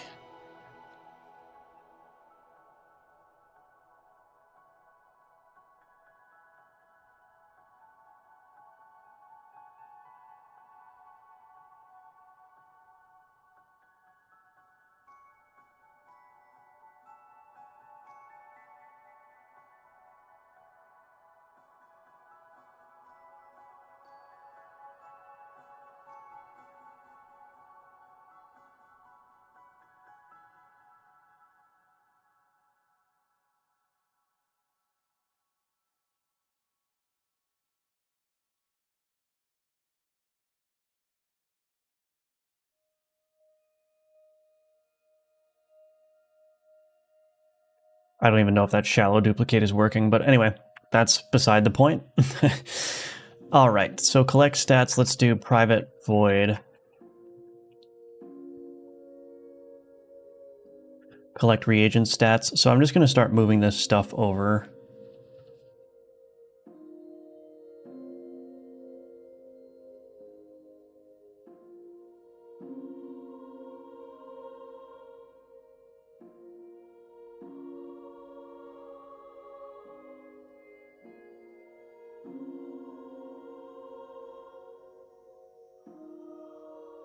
Reagent input cards.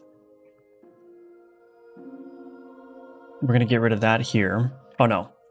Let's do collect reagent stats here. Reagent input cards.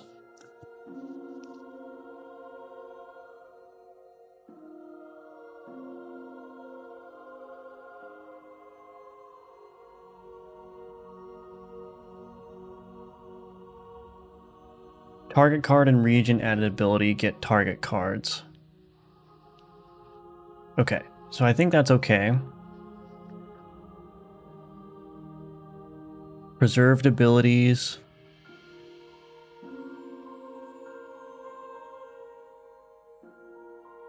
All abilities to randomize.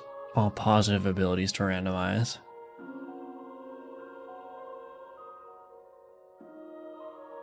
Oh, I'm going to need the non-reagent input cards here as well.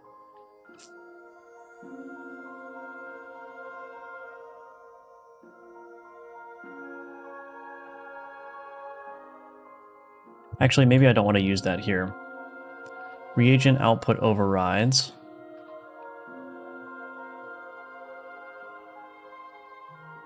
Put that there.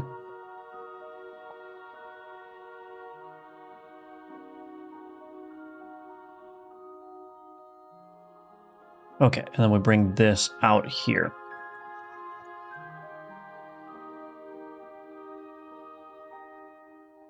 And then where am I doing the actual legendary count? Where is that? Guarantee legendary here we go. And turn cooldown reduction. We need both of these. So this actually needs to be reagent input cards. Reagent input cards.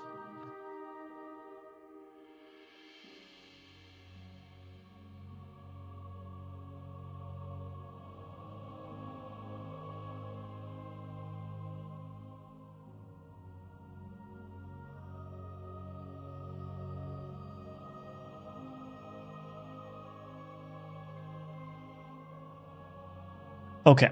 All right. So I've basically isolated all the reagent related code except for this one, but I think this is okay because that's not going to be affected by this pot that we're trying to make. So now in here, this is just a matter of restructuring this so that I can run these things multiple times depending on if that pot is proccing its ability. So we'll do that. Is the stream music from the game or is it from a pack? It's from a pack. I just bought a sound effects pack on Humble Bundle that had some music, and I was like, hey, I could use this for my stream background music, so that's what I'm doing. If we don't like it, I can change it. I wanted to say flavor text and more importantly the lore it comes with it is so good for storytelling. Figuring out that X is related to Y is just really cool. It makes everything connected. Yeah, and I've had a number of people comment about how they want more lore, like they want more world building for the game, which is great because that means I think that the theme is interesting enough that people like they want more of that. So yeah, flavor text is definitely going to be a thing. I may also like write lore entries that you unlock as part of like doing certain things in the game. Like those may be part of the unlocks as well, are the lore entries. And then hopefully with the lore entries and with the flavor text, I can kind of like tell at least a kind of like minimal story of the world. I think that would be super cool, but that stuff is like icing. That stuff is going to come probably much later in development. But I've never really done world building like this before, so we'll see how it turns out. It's a good thing though that the game does not like rely on that, so it doesn't have to be the best lore in the world.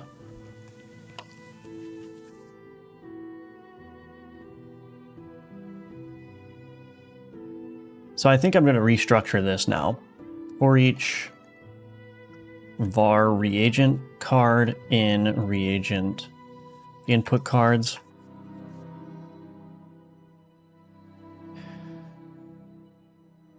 var alchemy added abilities is equal to reagent card get base composed abilities of type alchemy added ability. Now what I want to do is I want to do for int I equals 0, I is less than artifact manager dot get, let's see.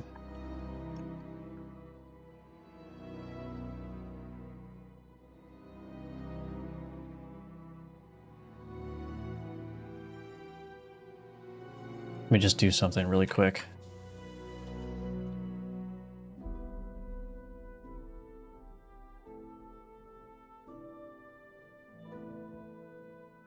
Artifact ID.pot. Okay.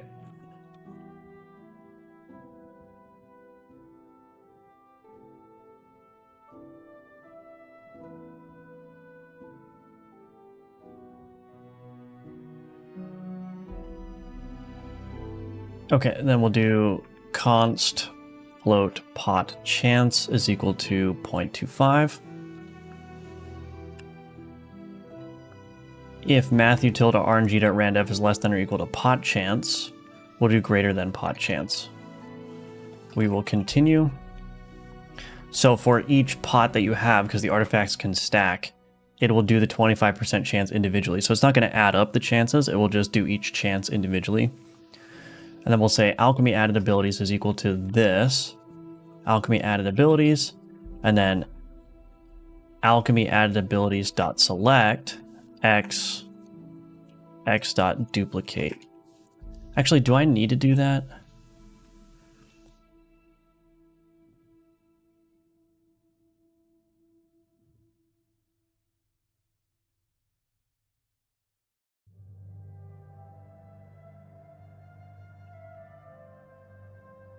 Okay. So we'll just duplicate that. Actually, is that going to work?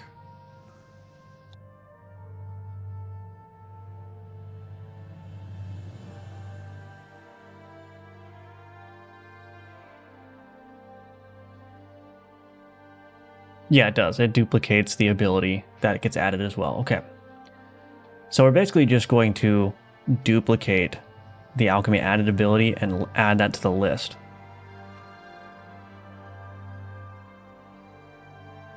So now we take this inner loop here, I think, and we put this here.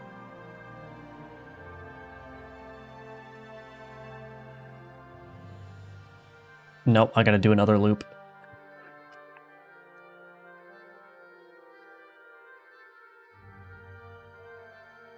So we're nesting a bunch of loops, but that's okay. That's all right. So for each reagent input card, we're gonna grab its alchemy added abilities. And then for each pot, we're gonna have a chance to basically duplicate that ability and add it to the list. And then once we have our final abilities list, we're going to iterate over all those abilities, and then we're going to go ahead and add those abilities to the collection that will ultimately be responsible for adding that ability to the card. We can get rid of all this. Okay, reagent output overrides. So do we want to have a chance to spit out multiple cards? Probably. Reagent output, get base composed ability of type. So unfortunately, we're going to need to do another same thing. And actually, I wonder if I should just make this part of this loop as well. Yeah, I probably should do that. So let's just do this. Var output overrides.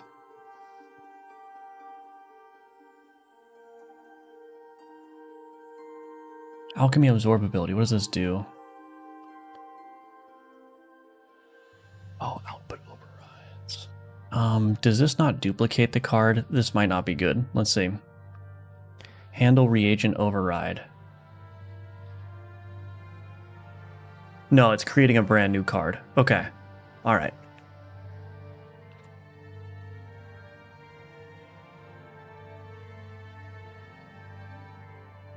Reagent output overrides. Oh, I spelled this wrong. Output. That is a base card. Okay. All right. Cool. So that means that what I can do in here then is I can do output overrides is equal to reagent card get base composability of type alchemy absorbability.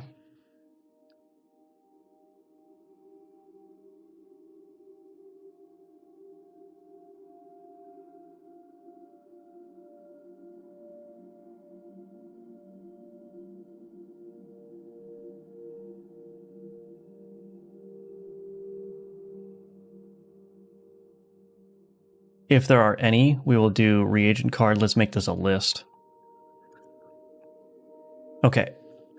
And then what we'll do is we're going to have to do the same thing in here. Well,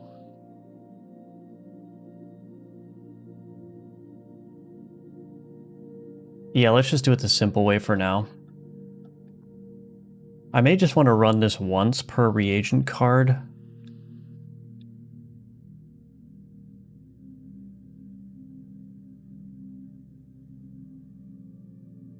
Yeah, let's do that. Let's run this once per reagent card.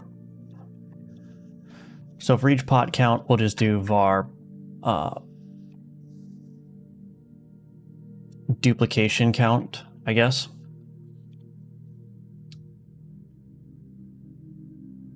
Duplication count plus plus, and then we'll do here.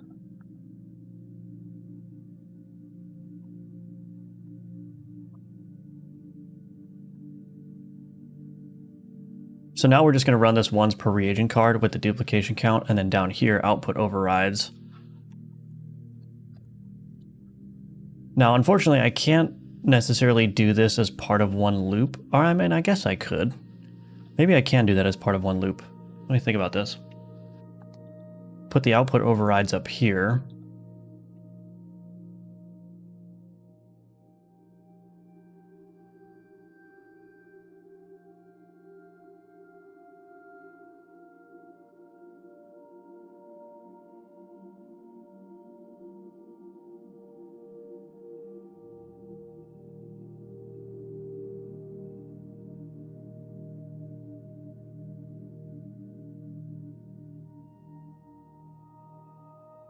Oh, I have a bug here too.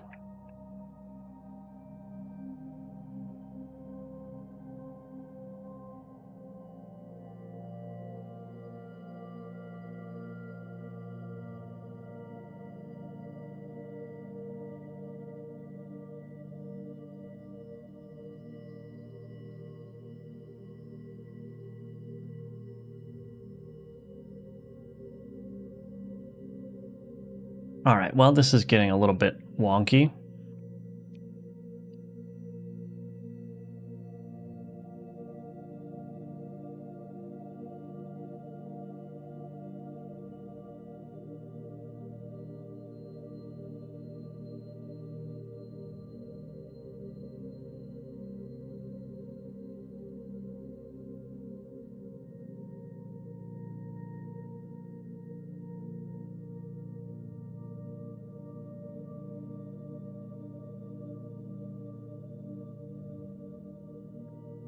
Final alchemy added abilities is equal to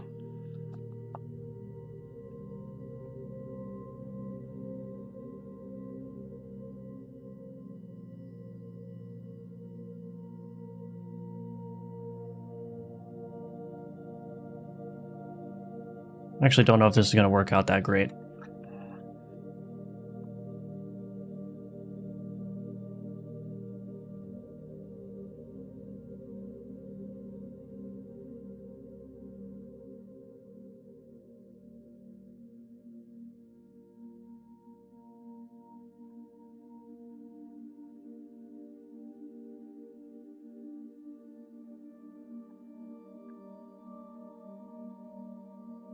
I think that should work, though.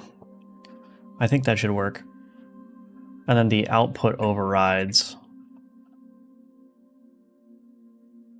List, base card, final output overrides is equal to output overrides.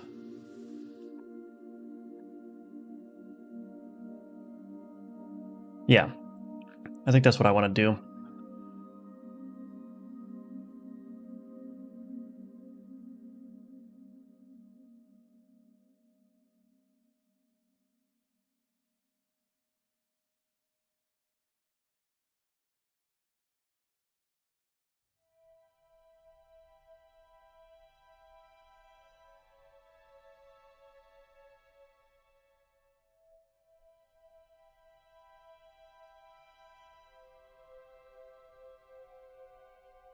This should actually probably change to reagent output overrides that add range. Output overrides. Reagent output overrides add range there. Okay, well, Dark Souls lore style, yeah, something like that, I think. That would work. Find the best world building is done in ambiguity where the destruction of city name at the hand of great vassal house is talked about but never explained. Such is the way of Souls lore. Yeah, and it's a great way of masking your inability to create compelling worlds with a coherent story, too, so. As would be the case with me, I'm sure.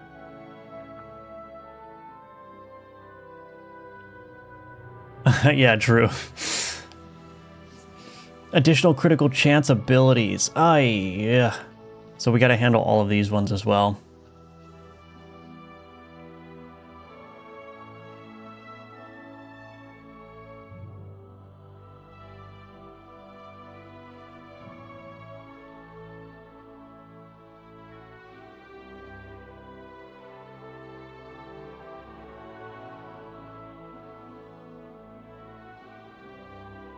Well, okay, let's do this. Let me see if this even works.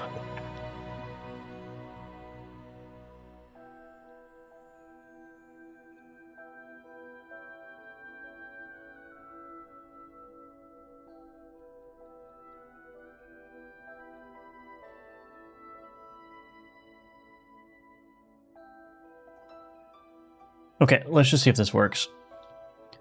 I'm going to change this to a 100% chance, and then we'll go to debug. Let's add flint. Let's also turn on enable test player artifacts. Pot. I just want to see if this works with the approach that I'm doing.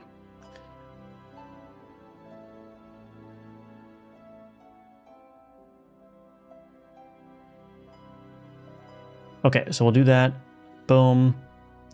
So this should add 2 more 2 fires.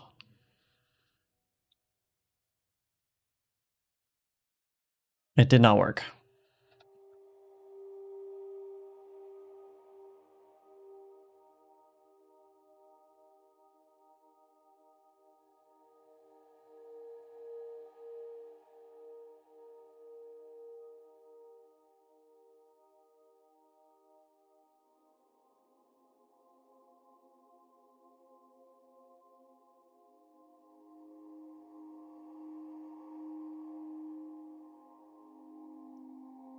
Wonder why that didn't work. All right, well, time to debug this.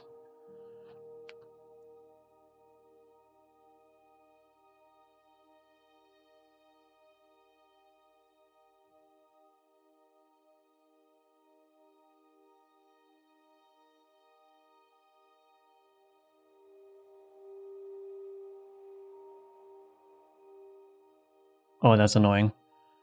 Okay.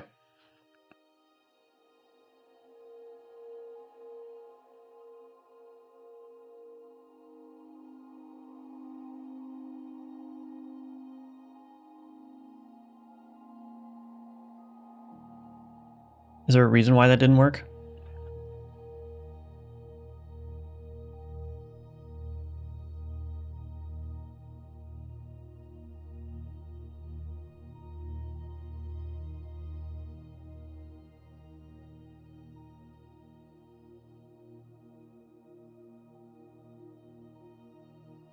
I don't know why that didn't work.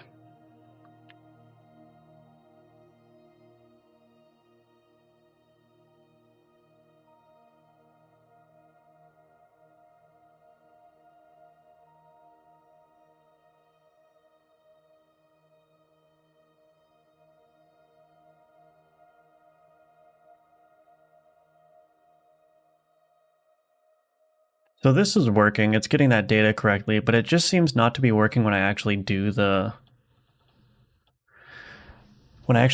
alchemy. It's not working for some reason. Why would that be the case?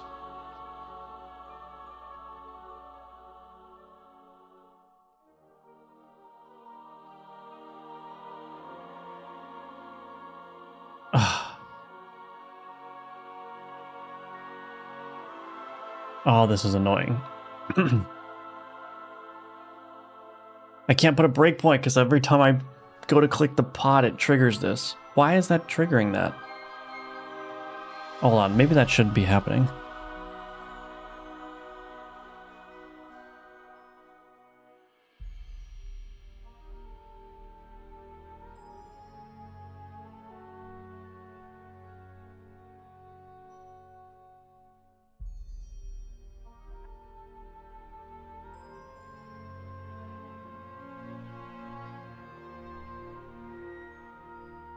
Oh, because it's doing this validate alchemy inputs. Right, okay. I'm just going to comment this out real quick.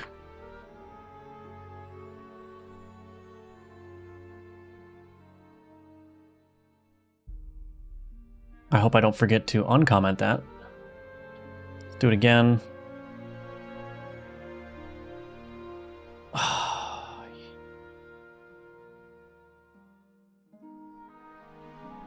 Get rid of this breakpoint for now.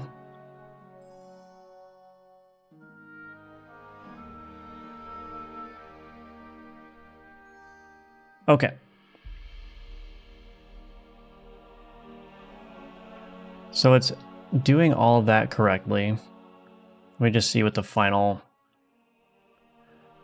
alchemy added abilities. It has got 2 abilities. Then we're iterating over this. For each of our target card, the target card here should be the Skeleton Mage.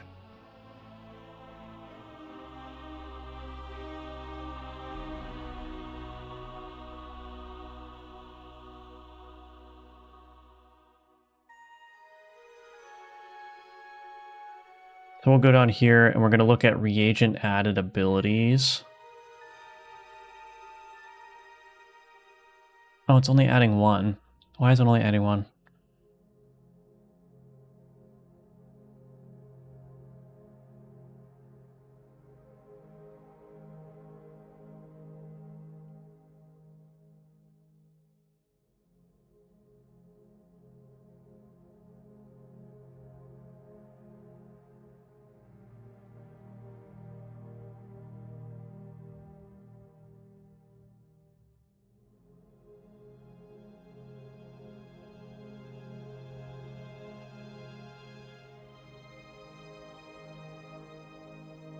Oh, I don't have the reference to that anymore.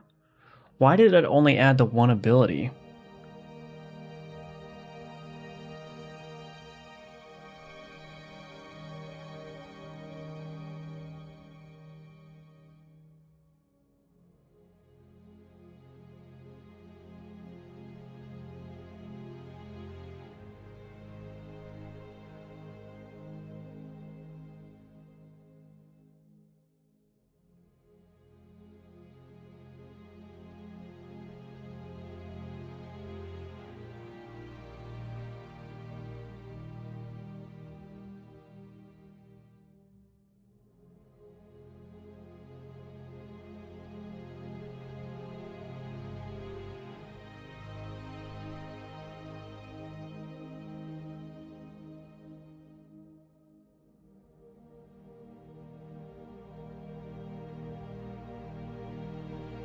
I don't know why that didn't work. Are you actually using the final alchemist abilities list? Yeah, it's right here. Setting up or using it to apply the full list. You're looping through them and adding the reagent added ability to the target card, right? I don't know why that's not working.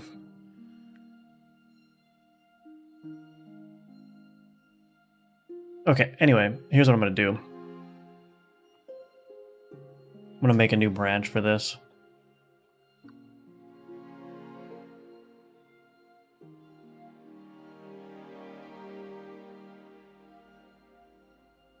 Anyway, I'm going to need to take a look at this later. I don't know why this isn't working, but I'm getting very hungry, so it's lunchtime for me, so I'm going to go do that. Unfortunately, I wish we could have gotten this done, but oh well, it goes like that sometimes. I'm sure I'll figure it out later today. But that's going to be it for the stream for this weekend. I hope you all have a great day. Have a good Valentine's Day. You can wishlist Alchemortis on Steam. It's available now. And I'll be back at it Monday at 10 a.m. Eastern, so I hope to see you there. I'll probably have the pot done by then. I mean, maybe I won't, but maybe I will. But anyway, thanks again, everybody. And, oh, I should probably uncomment this. Uncomment, oops. Anyway, have a great day. Thank you all for watching. Appreciate the support. And I'll see you on Monday. All right. Take care, everyone. Bye-bye.